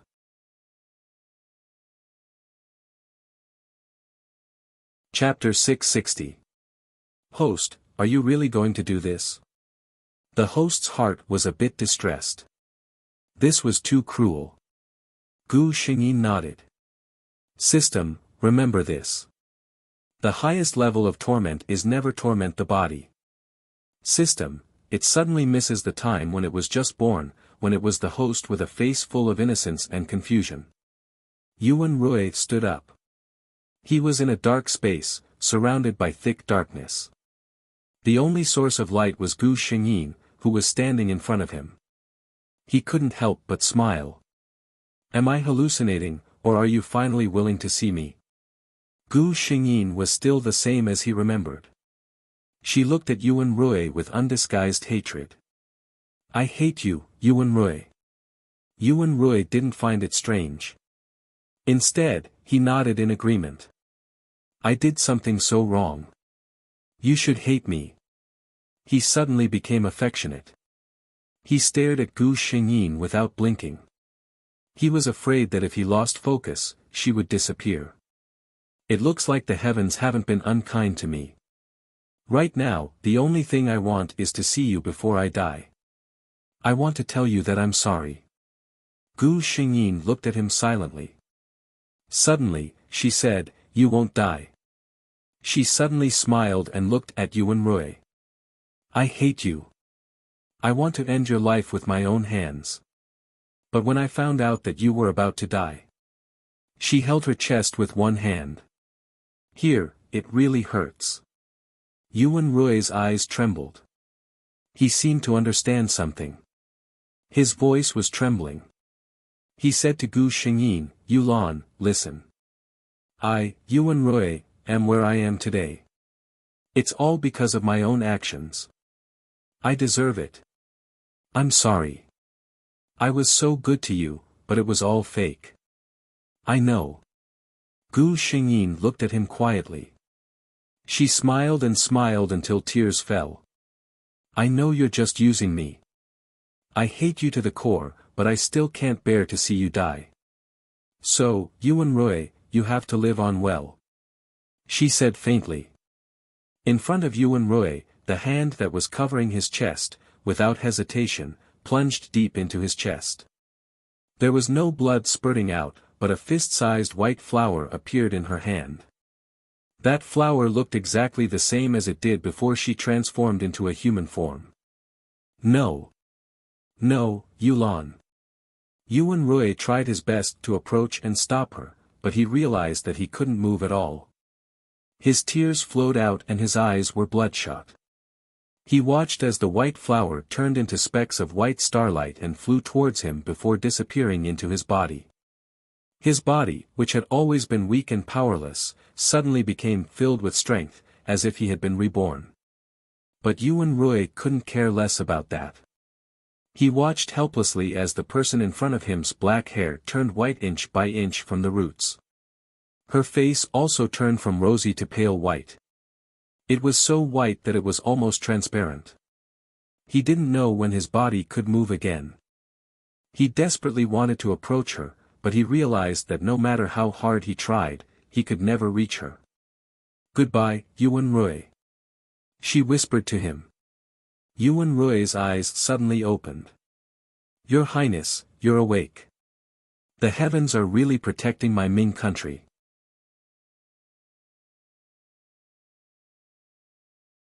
Chapter 661.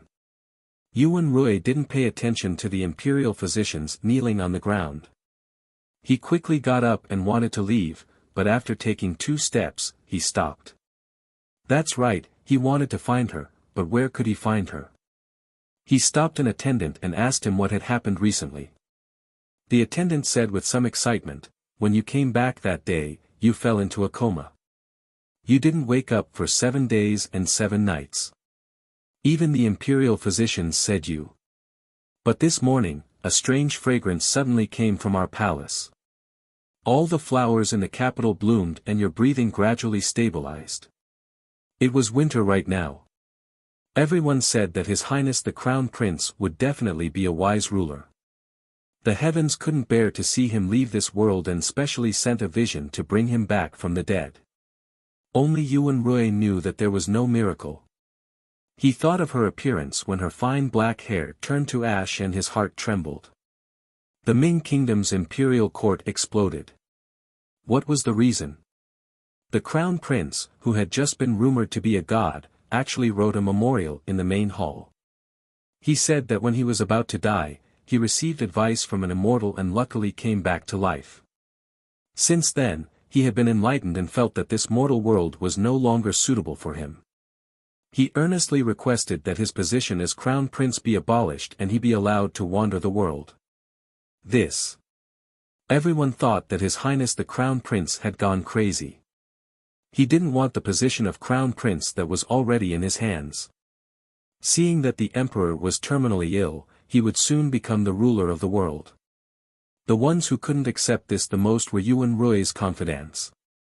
They knew best how much effort their master had put in for everything. Now that everything was in front of them, they could reach out and take it. He didn't want it and he didn't want it. Yuan Rui smiled faintly, I've already found something that fascinates me more than power. Those people didn't know about Gu Xingyin's matter. They thought in their hearts, could it be that His Highness the Crown Prince really was seriously ill and his entire person had transcended? Of course, the Emperor didn't agree. Emperors were superstitious. After Yuan Rui's illness caused a vision, he firmly believed that his son wasn't ordinary and would be able to properly inherit the throne. Yuan Rui disappeared. The Crown Prince didn't go to court for several days. The reason was that he needed to properly rest. However, after several days passed, the Emperor became suspicious.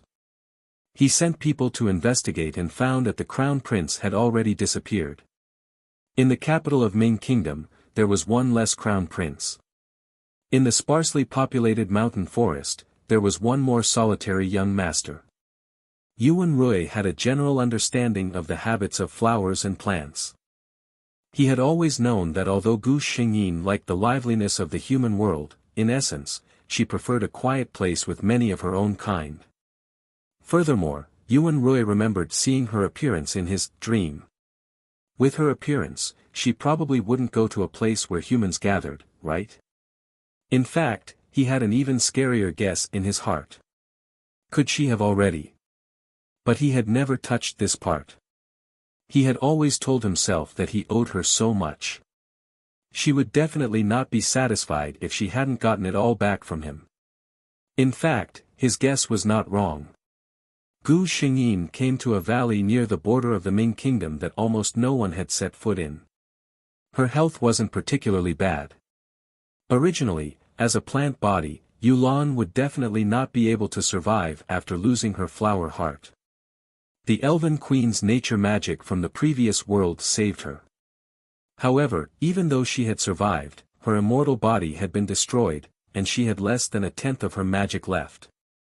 Right now, she was not much different from an ordinary human woman. In fact, her body was even weaker than theirs.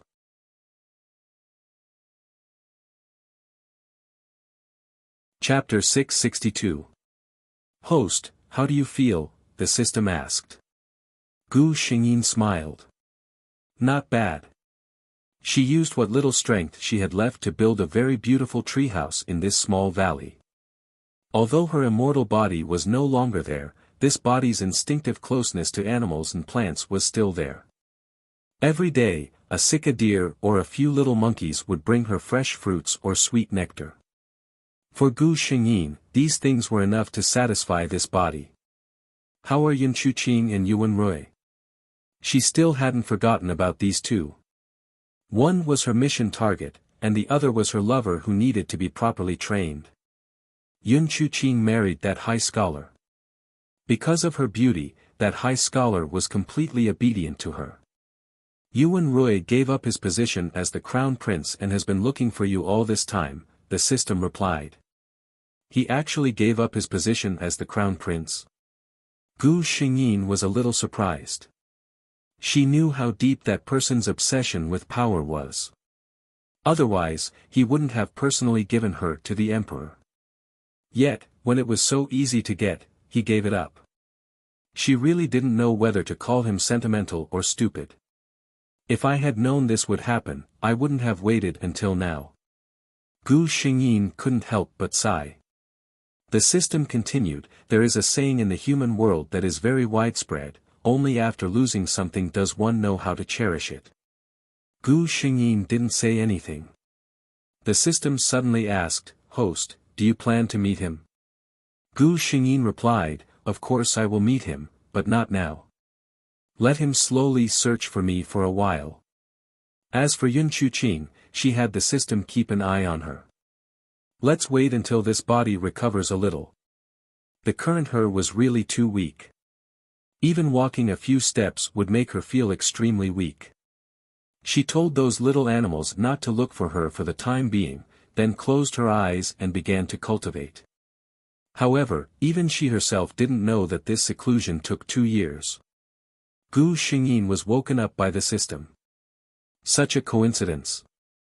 The system told her that the 2 people she had been paying attention to had actually come to this valley together. Relying on her family's wealth, Yun Chuqing got her husband a job outside the country. This time, the 2 of them set off together to take up the post. Unexpectedly, the roads here were complicated, and they got lost. Somehow, they ended up in this valley.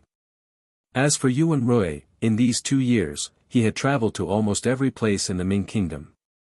When he came to this place and asked around, a hunter told him that this place had a very beautiful valley. There were all kinds of strange flowers and plants inside, but at the same time, there were many ferocious beasts inside. Normally, they wouldn't dare to enter. He had been to dozens of such places, if not 100. However, this time, he had an inexplicable feeling that Yulan might be here. This was not the first time he had such a feeling. Every time he went to a new place, he would have infinite hope that she would be there, but in reality, he was disappointed every time. The so-called feeling was nothing more than a way to comfort himself. He was afraid that if he didn't even have this little bit of hope, he really wouldn't have the motivation to continue walking. Yun Chuqing and the others came a little earlier. After getting lost, they had been walking for an entire morning. When the coachman saw that it seemed to be very quiet and safe, he took the initiative and drove the carriage to the valley, preparing to rest for a while and find some water to drink. Yun Chuqing and her husband also came down to take a breather. This place is quite interesting," Yun Chuqing said in amazement. She swept her eyes around and saw the tree house that was obviously built by man.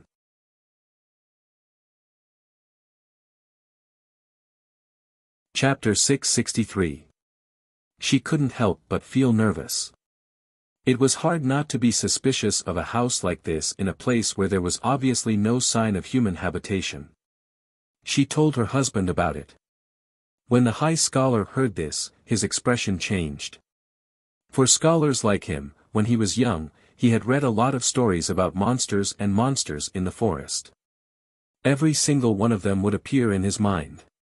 "Why don't we leave quickly?" he said to Yun Chuqing.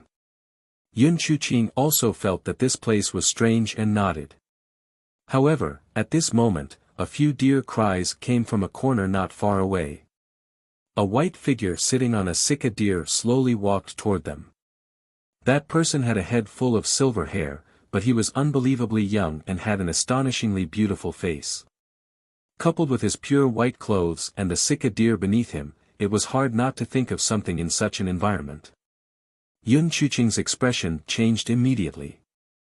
However, her expression changed not because she thought of something bad, but because that face was too familiar. She would never forget who it was that had caused her to fall into such a predicament with just a few words. It was impossible to say that she didn't feel wronged after marrying such a useless man with no backing. Yun Chuqing couldn't sleep at night countless times, secretly hating her bad luck and fate. Similarly, the hatred in her heart towards Li Jiayu, who had caused her to become like this, could be imagined. If that woman hadn't died long ago, she probably wouldn't have been willing to leave the capital of Ming country so easily. When she suddenly saw the woman on the sika deer, she forgot to be afraid and screamed, "Li Jiayu?" The white-haired woman had an indifferent expression. Her skin was so pale that it was almost transparent, and coupled with her white hair, she didn't look like a normal human at all. "Who are you people? What are you doing in my valley?" she asked coldly. As soon as she spoke, her unfamiliar tone made Yun Chuqing come back to her senses. That's right, Li Jiayu had died long ago. She took a blow for the emperor and died on the spot. Because of a big fire, not even a complete corpse was left behind. At that time, she felt incomparably happy. Yun Chuqing glanced at Gu Xingyin again. That Li Jiayu wasn't as cold as the one in front of her, so cold that she didn't seem like a real person. While Yun Chuqing was lost in thought, the man beside her spoke up. Miss, please forgive me. I was just passing by this place with my wife and wanted to see if there was a water source. Yun Chuqing turned her head and looked at the familiar emotions in the man's eyes. That was infatuation and lust. This man had shown such a look to her countless times. Sure enough, no woman with a face like that was good. As Yun Chuqing looked at Gu Xingyin, a malicious thought suddenly appeared in her mind. Outsiders are not welcome here. You can leave. Gu Xingyin was still sitting on Lu, without any change in her expression. Husband, Yun Chuqing suddenly called out to her husband. The man turned his head. She gently leaned over and whispered a few words in his ear.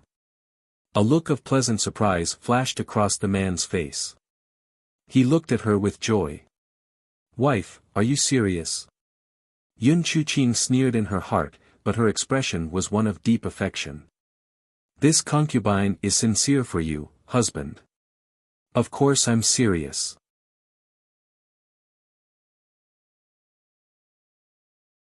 Chapter 664. A sense of disgust welled up in Gu Xingyin's heart. This Yun Chuqing doesn't even know that I'm that Yulan from back then. I have no enmity with her, but she actually has such vicious thoughts about me just because of my appearance. She said to her husband, Husband, I think that woman is alone in this deep mountain, so I'm afraid she doesn't have any relatives. Why don't we bring her back to the residence and you take her as your wife? I also like having a beautiful sister. That man was also a fool. He had lustful thoughts about Gu Xingyin again. After listening to his wife's words, he actually had some thoughts about it. But in reality, what was Yun Chuqing thinking? She wanted to cut open this seductive face one by one, then send her to a lowly brothel and let her be trampled on by thousands of people. It was exactly the same as in the original plot. Soon, that man put on a righteous face and said to Gu Xingyin, Miss, there's no one in the valley, so I'm afraid it's very dangerous. I wonder if you're willing to leave this place with us. Gu Xingyin frowned. I'm not willing. Hurry up and leave this place. That man put on a face that said, I'm doing this for your sake. He said, Miss, how can you say that? We have good intentions. This deep mountain forest is very dangerous. Gu Xingyin said coldly, Don't talk nonsense. I won't go with you. Yun Chuqing said, Then don't blame us for being impolite. She gave a look, and the carriage drivers and guards quietly surrounded Gu Xingyin. Gu Xingyin sneered in her heart. She was waiting for them to make a move. On the surface, she frowned. What are you doing? Yun Chuqing said with a smile, Please come with us, Mississippi. The Sika deer under Gu Xingyin kicked its hooves uneasily. Obviously, the approaching humans made it very uneasy. Gu Xingyin lowered her head and patted it twice to comfort it. She looked at the person who walked in and took out a small bamboo flute from her sleeve. She put it to her mouth and blew it. Melodious music echoed throughout the valley. Yuan Rui, who was outside, also heard the sound of the flute. There was someone in the valley. He didn't know why, but this knowledge made him excited, and he hurriedly walked towards the valley. On the other side, when Yun Chuqing heard Gu Xingyin play the flute, for some reason, she suddenly panicked. She said loudly, Hurry up and catch him. Let's leave as soon as possible. This place is a bit strange. Yes, madam. The coachman was an old servant of the Yun family. He wanted to show off his skills in front of the madam, so he ran the fastest.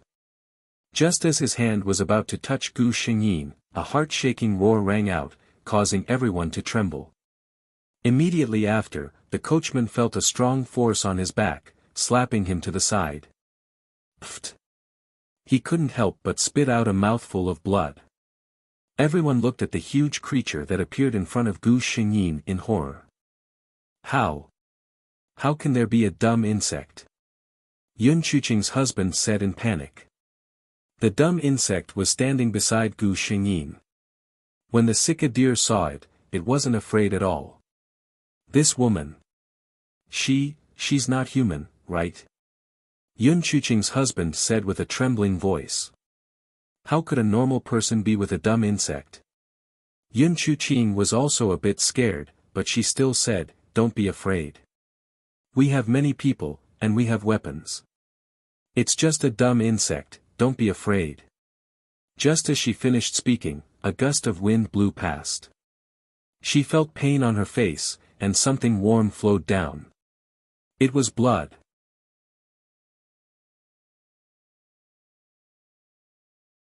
Chapter 665. She screamed all of a sudden. Yun Chuqing covered her face and raised her head. She saw the culprit just now, it was a small white monkey. When it saw her looking over, it proudly stretched out its hand and waved it at her. There was even a trace of blood on its sharp nails. Clearly, it was this that had scratched her face just now. Damned beast! Yun Chuqing cursed in a shrill voice. She said to the people around her, go and catch that little beast. I want to skin it and pull out its tendons. However, no one moved. Yun Chuqing's clothes were carefully tugged. Her husband gestured for her to look to the side. Yun Chuqing raised her head, and the scene in front of her made her scalp tingle. She didn't know when, but the rebellious forest, the open space, and even behind them were densely packed with all kinds of animals. Not only were there ferocious beasts like bugs, but there were also poisonous creatures like snakes. Yun Chuqing even saw a few little rabbits. Only now did she realize that she was afraid. She secretly hated herself for losing her cool when she saw this face. This girl lived alone in such a place, so it was obvious that she was not an ordinary person. How could they easily provoke her? From the looks of it, this person, who knew what kind of monster she was. She forced a smile. This is all a misunderstanding. Since you're unwilling to leave with us, we naturally won't force you. Gu Xingyin only said coldly, get out of here immediately. Yun Chuqing's husband immediately nodded. Okay. Let these, return. We'll leave immediately. Gu Xingyin stretched out her hand and waved it. The animals behind them neatly retreated to the sides. Their eyes were still fixed on them, as if they were staring at prey in front of their mouths. They didn't dare to delay any longer and hurriedly left in the carriage. Husband, are we going to leave just like that? Yun Chuqing covered her face. She didn't know what was going on there. Even after using medicine, the bleeding still couldn't be stopped. Naturally, she was extremely unwilling in her heart. Her husband unyieldingly said, what else do you want to do? Become food in the mouths of those ferocious beasts? Yun Chuqing opened her mouth and said indignantly, we can report this to the authorities, stop it. Her husband suddenly said angrily. Don't make trouble all day long. He was also afraid in his heart. In that situation just now, the slightest carelessness would have caused all of them to die there. It was all because of this woman who was used to causing trouble.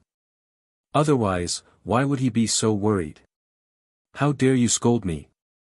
Zhang Yuan, have you forgotten who was the one who paid for this position? How dare you be so fierce to me? Yun Chuqing was stunned for a moment before she suddenly cried out. Zhang Yuan's face darkened when he heard this. As a man, no matter how soft-hearted he was, using his wife's family's influence to buy a vacancy would tarnish his reputation. You. This is simply unreasonable. He felt that he really couldn't stand this woman anymore. With a cold snort, he lifted the curtain and left. There were horses outside. Miss, if you say that about the son-in-law. Yun Chuqing's servant girl was a little uneasy. Humph. Did I say something wrong? If it weren't for my Yun family, he would still be that worthless trash, Yun Chuqing said coldly. This scene was faithfully reported to Gu Xingyin by the system. Gu Xingyin retracted her gaze. Very good, the seeds of suspicion and discord had been planted. She didn't need to take action for the following matter. Those two people could court death by themselves.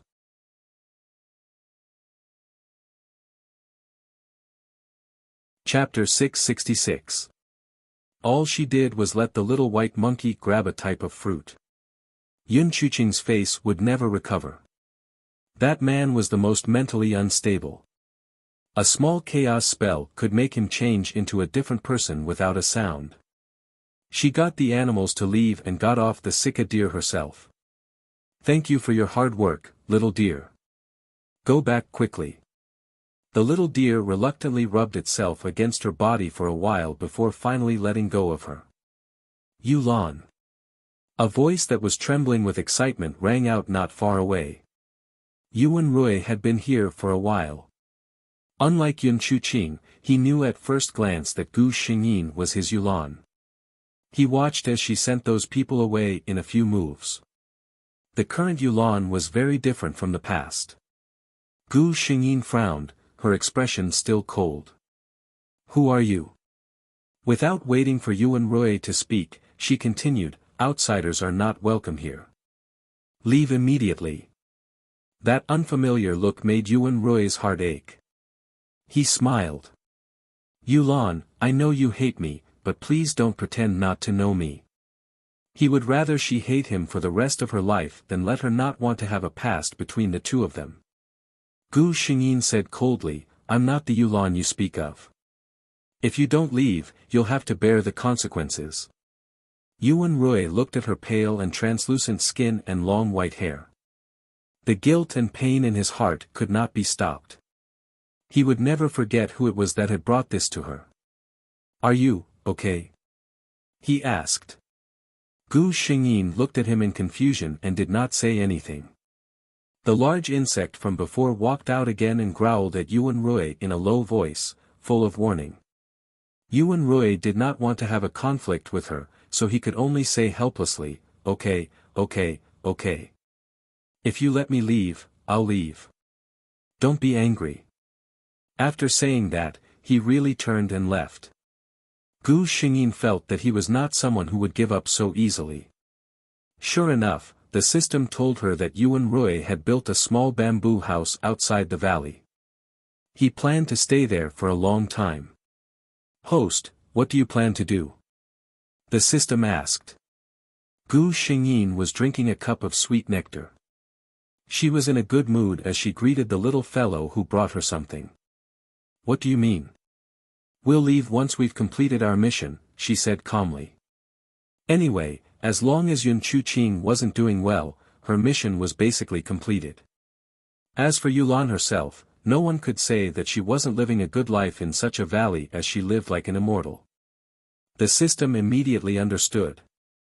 She didn't want to bother with the person outside at all. The system was a little conflicted, but it still advised, looking at him, it's obvious that he's deeply in love with the host, and he knows he's wrong. Gu Xingyin looked at the system with a faint smile.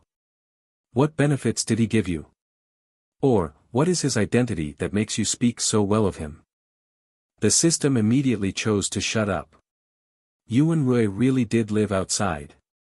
He would often take a stroll in the valley, and then take the initiative to leave when he crossed the line drawn by the people inside.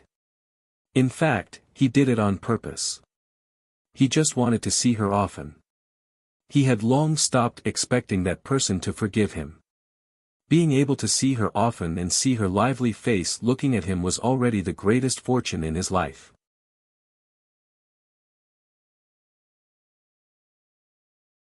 Chapter 667.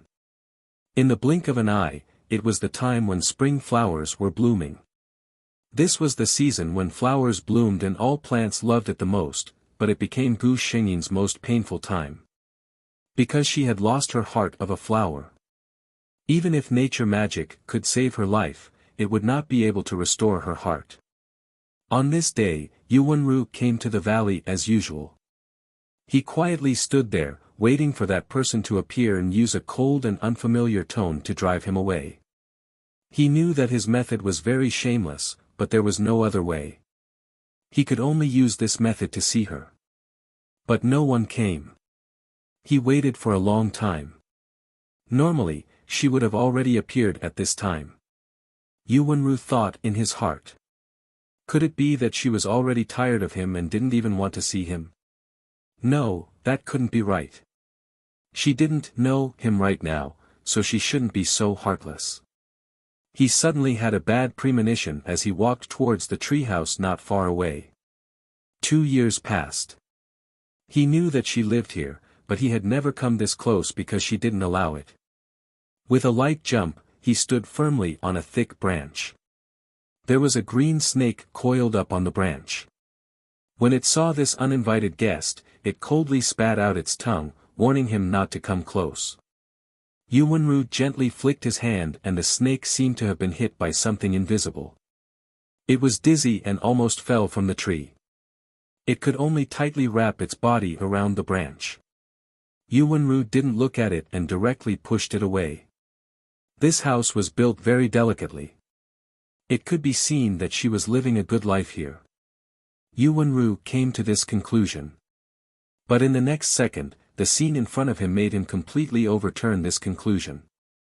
That person was curled up on the bed with her brows tightly knitted. Looking carefully, there was even cold sweat on her forehead. It was clear that she was in great pain. What was going on? Yuanru didn't have time to think about it. He quickly walked to the bed and reached out to touch her forehead. So cold. Yulan. Yulan. He softly called out. He had never hated himself so much before.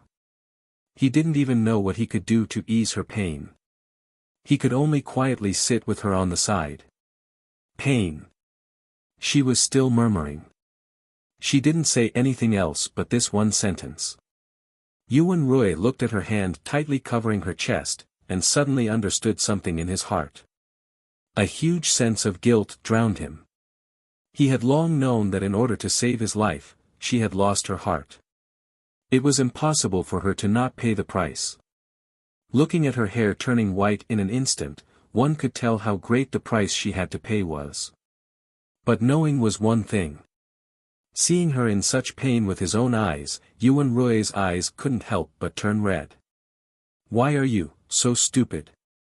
A person like him deserved to die. It wasn't worth her doing anything.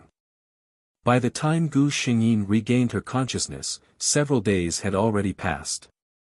She immediately sensed that someone was in the room. The only human in this valley was Yuanru. Who allowed you to come in?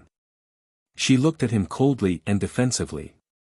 Yuanru laughed.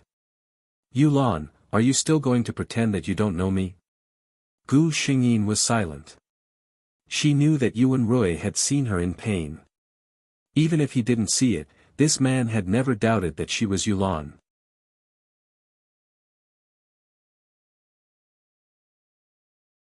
Chapter 668. So what if I know you? So what if I don't know you?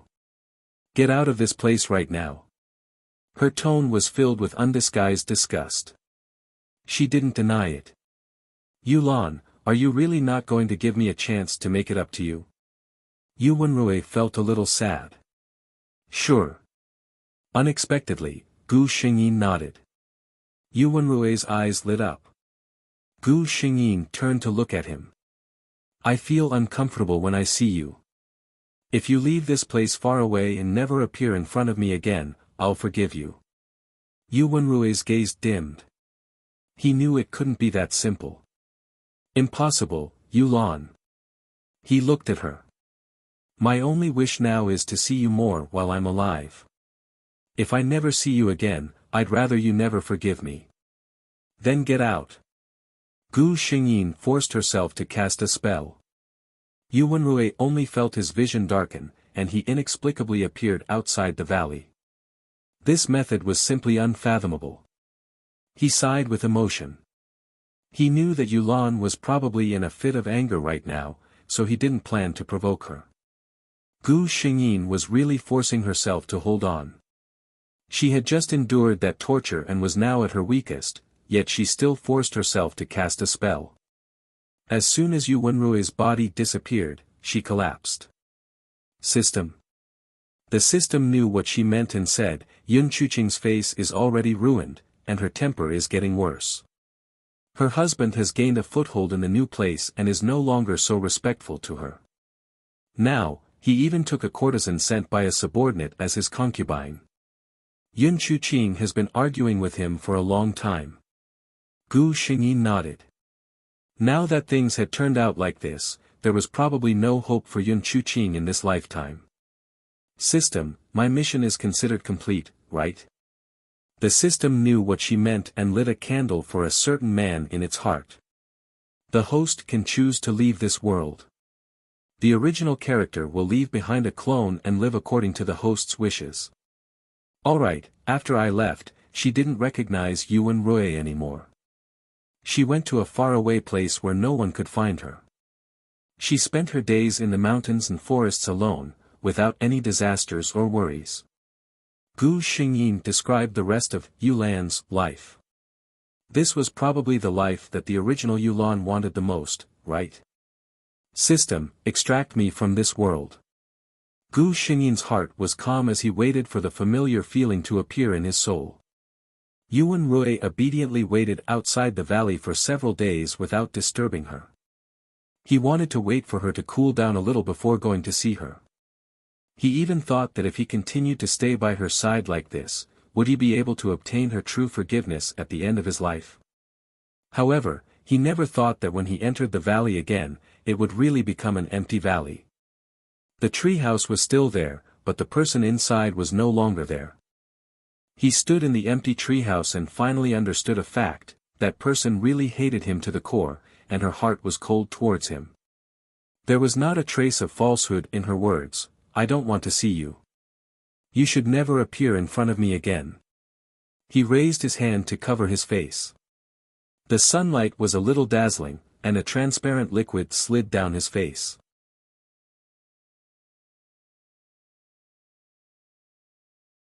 Chapter 669. Host, do you want to choose a random skill from any world? Yes. Gu Xingyin was speechless as she looked at the random ability that the system gave her. It was actually Yulan's mind-reading ability. She looked at the world she was in and said decisively, "Can I choose not to?" The system flashed white. Yes. Gu Xingyin chose not to. What a joke. She had mind-reading ability in the previous world, but she could control it. It was up to her whether she wanted to listen or not. In this world, an ordinary human girl with such a skill would definitely be annoyed to death. Just think about it. Gu Xingyin met all kinds of people every day, and all kinds of strange psychological activities sounded in her mind. This was simply unbearable. Let's transfer the plot. Gu Xingyin accepted the plot while sizing up her surroundings. She was in a very clean small room. There was a desk against the wall with a small lamp on it. All kinds of books and learning materials were piled up. The owner of the room was obviously still a student. The room was very cozy and looked very comfortable. At a glance, she didn't see any valuable items. Obviously, the situation in this house could only be considered average. Coincidentally, the memory transfer was completed. The original owner, An Qinyu, was a high school student. Her parents were ordinary workers, and she had an elder sister who was 2 years older than her. She didn't live very happily in this family. Her parents obviously favored their elder daughter. They seemed to only have some obligations to their younger daughter this year: send her to school, provide for her food and clothes, and don't think too much about the rest. When An Qinyu was young, she felt very wronged and upset. But as she gradually grew up, she gradually saw through it. She didn't hate them because they brought her into this world and raised her for so many years. This was a huge favor. They didn't owe her anything. Instead, she owed them a lot. She even thought that in the future, she would definitely choose a university far away from home and work to earn her living expenses. She would be far away from them and wouldn't be an eyesore. In the future, she would give them money for their retirement every month to repay their kindness. As for kinship, sorry, after more than 10 years of coldness and neglect, she didn't believe in this anymore.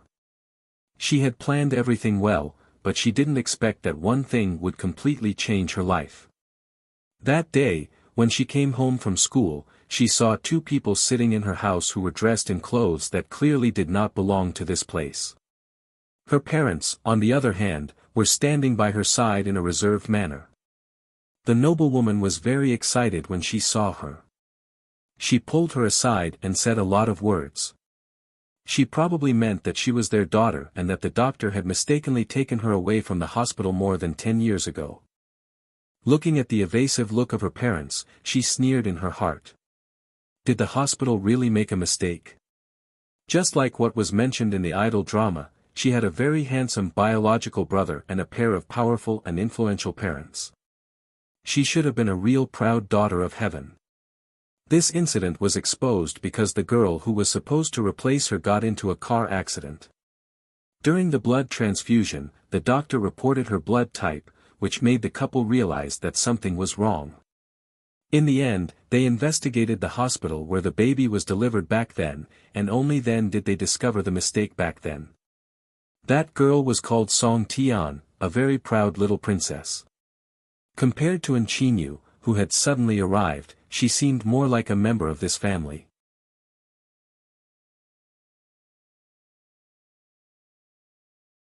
Chapter 670. Song Tian was supposed to be sent back to the An family, but the Song family's parents took pity on her leg, so they allowed her to continue living in the Song family. She could let the An family's parents visit her and only return home after her injury had healed. Mr. and Mrs. Song had good intentions. They thought about how much they loved Enchinyu and felt guilty about it. They thought that Mr. and Mrs. and missed Song Tian very much. However, in Song Tian's eyes, the couple who had raised her from a young age had finally found their biological daughter. As an adopted daughter, she was just an extra. She didn't want to go back to the Song family at all. Mr. and Mrs. Song's monthly salary wasn't even enough for her to buy a pair of shoes. She couldn't accept that she wasn't the daughter of a rich family, but the daughter of an ordinary family. She didn't even want to see Mr. and Mrs. N. She had been the daughter of the Song family since she was a child. Why did everything change after a car accident? If only everything could go back to how it used to be. If only. Enchinyu didn't exist. She lost her mind because of this. This thought became clear in her mind and she made a final decision. She found someone to arrange a car accident. That boy had always liked her. He liked her so much that he was willing to sacrifice his own life. He drove his own car and ran a red light, knocking Enchinyu who was crossing the road. Now that Enchinyu was dead, the boy had to bear all the responsibility. However, he was just a high school student. How could he withstand a professional interrogation? Mr. and Mrs. Song didn't expect that their biological daughter would be faced with such a tragedy. Mrs. Song fainted on the spot. When she woke up, she didn't want to see Song Tian again. Song Tian paid the price for what she had done, but Enchinyu would never come back. Gu Xingyin came back to her senses and checked the time.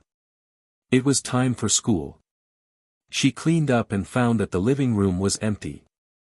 In the An family, she would never have breakfast prepared for her. It was a little cold outside.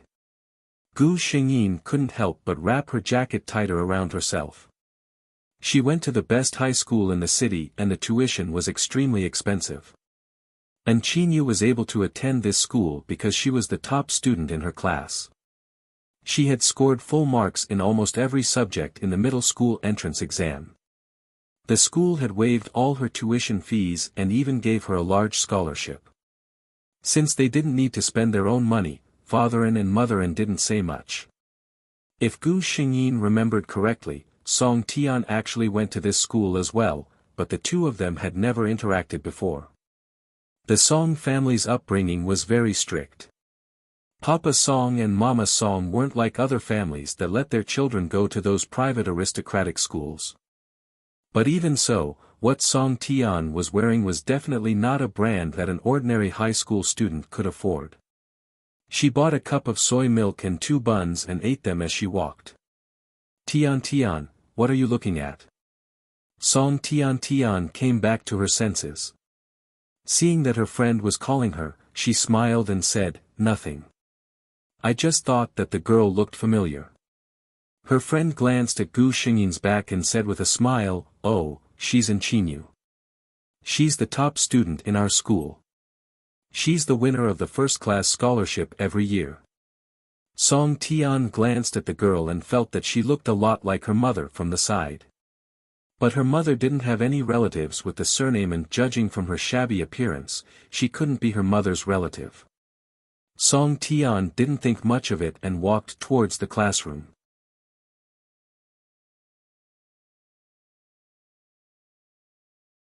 Chapter 671. Qinyu grew up in a poor family, so she had a cold personality. However, there were rarely any grudges between the students. At most, her classmates just thought that the girl with the best grades and the prettiest girl in the class was a little aloof. She had a few friends in the class who she could talk to, but none of them were close friends. There were 2 tables of girls gossiping in front of her. Did you see Song Tian from the 5th class today? I saw the watch on her wrist in a magazine 2 days ago. What's so strange about that? Which item on that young lady's body isn't branded? One of the girls said enviously, her family is so rich. I see her being chauffeured to school every day. Gu Xingyin shook her head and smiled. It was no wonder. How could a spoiled little princess like her endure the life of an ordinary person? After a day of studying, Gu Xingyin went home. As soon as she opened the door with her key, she heard the noise in the living room and the aroma of stewed soup coming from the kitchen. Gu Xingyin knew that the eldest daughter of the family, Qinchi, was back. As soon as she entered the house, there was a strange silence in the room.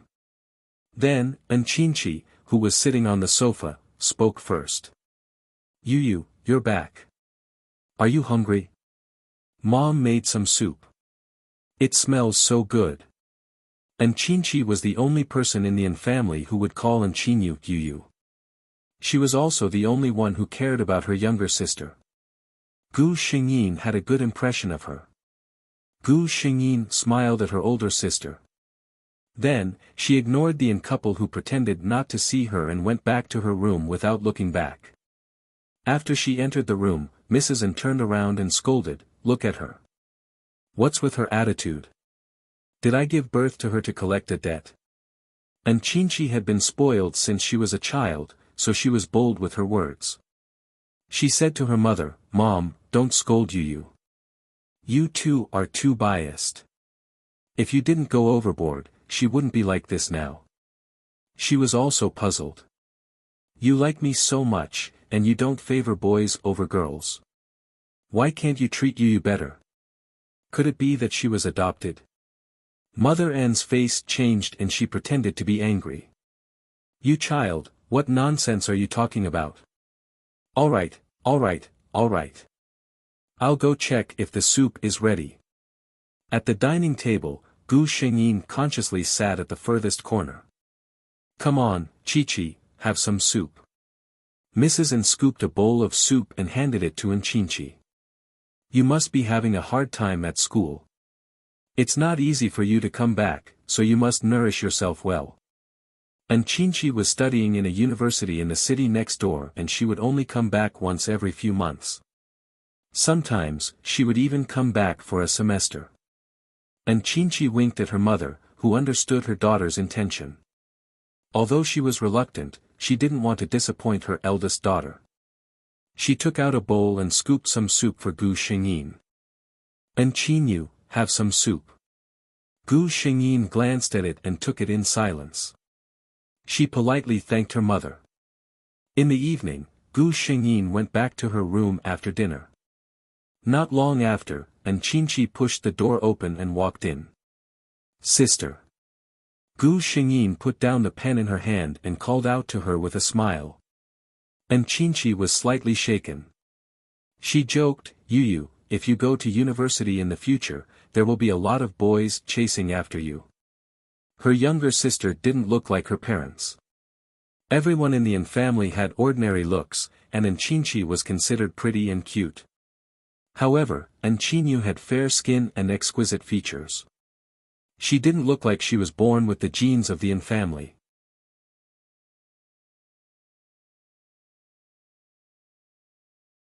Chapter 672.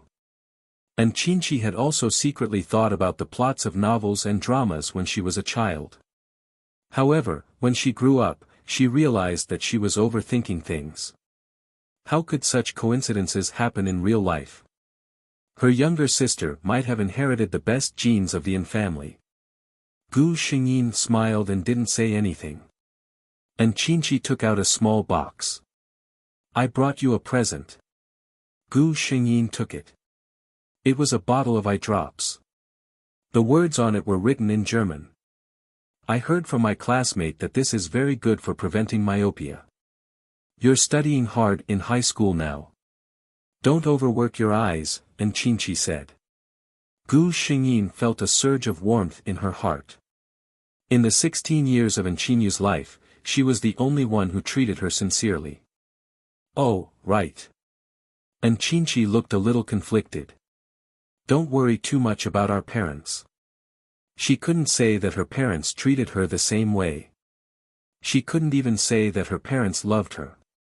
Father An and Mother An's hearts were so biased that they couldn't be any more biased. Gu Xingyin smiled faintly. "Don't worry, sis. I'm fine. When I go to university in the future, I'll fill in a place further away and come back once a semester." Qinqi looked a little sad. "Yu, don't be like this." Gu Xingyin took her hand. "Sis, we both know that Dad and Mom don't like me. If I go far away, I'll be happy to relax for them." Qinqi didn't say anything in the end. She just sighed and told Gu Xingyin not to think too much. Then, she left. Qinqi only stayed at home for 4 days before she went back to school. Gu Xingyin personally went to the airport to see her off. On the way back, Gu Xingyin sensed something and turned around to take a look. Not far away, a young man in a black trench coat was standing there and looking at her. His eyebrows and eyes were very good-looking, and he was extremely handsome. It was rare to see such a good-looking person on the big screen. Gu Xingyin even saw a few young girls secretly taking out their phones to take pictures of him. She knew who he was. Song Yi was supposed to be this body's biological brother. But now, they were just strangers. Gu Xingyin only took a glance before she turned her head back and walked towards the exit. However, her heart was far from being as calm as it appeared on the surface. "System, what's going on? How could he be my biological brother? What kind of development was this?" The system remained silent for a long time, which was rare. Finally, it replied, "I don't know." Gu Xingyin, could it be that he wanted her to be a considerate little sister to make up for the harm she had done to him in the previous world? Gu Xingyin said that she couldn't do it at all. Song Yi would never be able to marry and have children normally. Gu Xingyin could not tolerate her lover being with another woman, even if he had no memories of her. However, it was also impossible for her to be with him. After experiencing so many human worlds, Gu Xingyin, who already had basic human morals and ethics, could not accept such a thing. Her heart was in a mess, but she still walked forward calmly on the surface. Song Yi looked at the girl's back until she completely walked away and disappeared. She looked like his mother.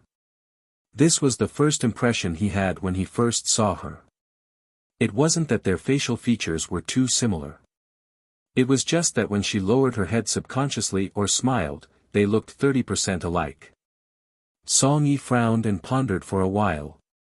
In the end, he didn't come up with any conclusions, so he turned around and left.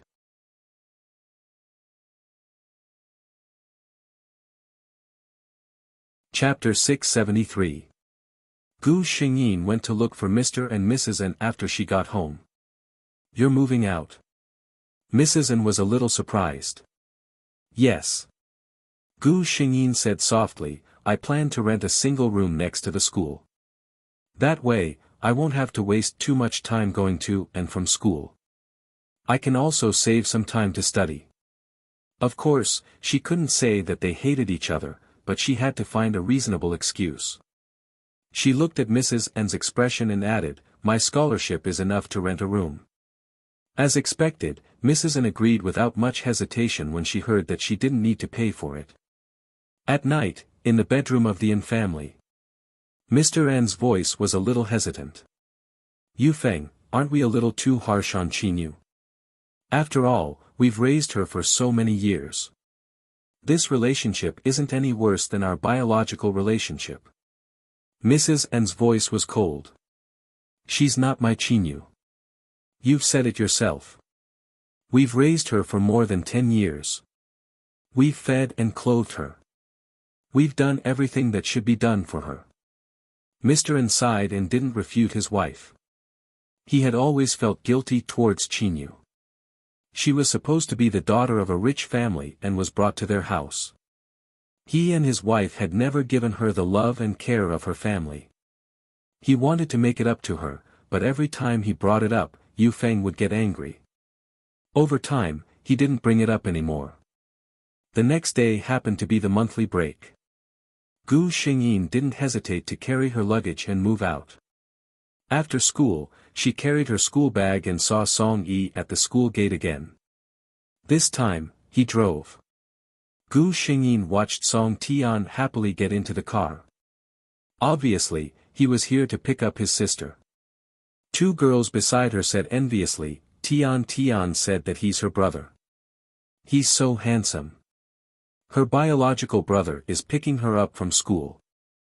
I'm so envious." When Song Yi closed the car door, he saw Gu Xingyin standing at the school gate. For some reason, he felt that the girl gave him a different feeling from the others. He asked casually, "Is that girl also from your school?" Song Tian curiously followed his gaze and saw that it was Gu Xingyin. She nodded and said, "She's in Qinyu, the top student in our grade." As soon as she finished speaking, she realized that something was amiss. Why was her brother suddenly interested in her? Oh. Song Tian dragged out her words and looked at Song Yi. "Brother, you can't have taken a fancy to her because she's pretty, right?" Hearing this, Song Yi chuckled. "Don't talk nonsense. Your classmate is still so young." Song Tian stuck out her tongue and did not say anything else. Although the two of them were biological siblings, Song Yi had been studying abroad all year round, so the two of them didn't spend much time together. She wanted to get close to him, but she always felt that this elder brother had a sense of distance when facing everyone, including herself. The two of them weren't as close as others thought. However, she still muttered softly, "I heard that her family is very ordinary. That's because Qinyu's parents don't like her. Her parents haven't even attended a single parent meeting." This was all the gossip that the people around her had told her. When Song Yi heard this, he thought of that girl's faint smile and frowned slightly. Would there be parents who didn't like their own daughter? Moreover, she was such an outstanding and beautiful daughter.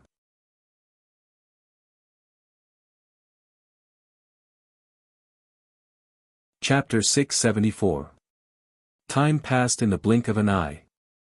It was almost time for Song Tian to get into a car accident. As expected, not long after Gu Xingyin arrived at school, she heard her classmates discussing this matter. "I heard it's a girl from the 5th class, it's that Song Tian who's said to be from a rich family." Gu Xingyin opened the book and read slowly, pretending that the gossip did not exist. Her classmates also spontaneously stopped gossiping around her. Speaking of which, it was strange. This top student in the class looked thin and small, but as long as she sat there without putting on any expression, she would naturally give off a feeling that strangers should not get close to her. Some people even joked in private that this was the aura of a top student. Ordinary people like them wouldn't understand it. Gu Xingyin raised her head slightly, and her mind went blank for a second. Song Tian was in a car accident, so the Song family should be coming soon. It was the power of money. It had been less than a month since the news of Song Tian's car accident spread. On this day, when Gu Xingyin returned home, she saw a middle-aged man and woman in front of her rented apartment. Although they were middle-aged, the couple looked very young. Judging from their faces, they looked to be in their 30s. Seeing Gu Xingyin, the woman's eyes immediately turned red. Are you in Qinyu? Gu Xingyin looked at them warily and didn't open the door. Who are you? The man calmed down and said gently, we're your parents, friends. We're here to see you. Gu Xingyin became even more vigilant. Liar. My parents don't have any friends who know about me. She was right. Ever since she was a child, the An couple only brought their eldest daughter with them when they went out to socialize. Some of their friends didn't even know that they had 2 daughters. Hearing Gu Xingyin's words, the couple's expressions were a little pained. When they investigated what happened back then, of course, they also investigated the An family. They found out clearly how the An couple had treated their youngest daughter all these years. Their daughter, who should have been the apple of their eye, had actually been ignored by another family for 16 years as if she was invisible. The woman finally burst into tears. I'm your mother. I'm your biological mother. The man felt that this girl was too calm. He was afraid that she wouldn't believe them so easily. Sure enough, Gu Xingyin just looked at the 2 of them strangely, and then quickly took out her mobile phone. She bought it with her scholarship, and the An family didn't care about this kind of thing at all. I don't know who you are. You suddenly appeared at my door and said such inexplicable words. Hurry up and leave, or I will call the police. Gu Xingyin said. However, the man saw that her hand that was holding the phone was trembling slightly. Obviously, this girl was not as calm as she looked on the surface. She was very scared. After all, he was only a 16-year-old child. No matter how precocious he was, how mature could he be? The man's heart softened, but at the same time, he hated the An couple. Letting a teenage girl live alone outside, aren't they afraid that she will be in danger? What kind of parents are they? She is so precocious because no one has ever planned for her, right?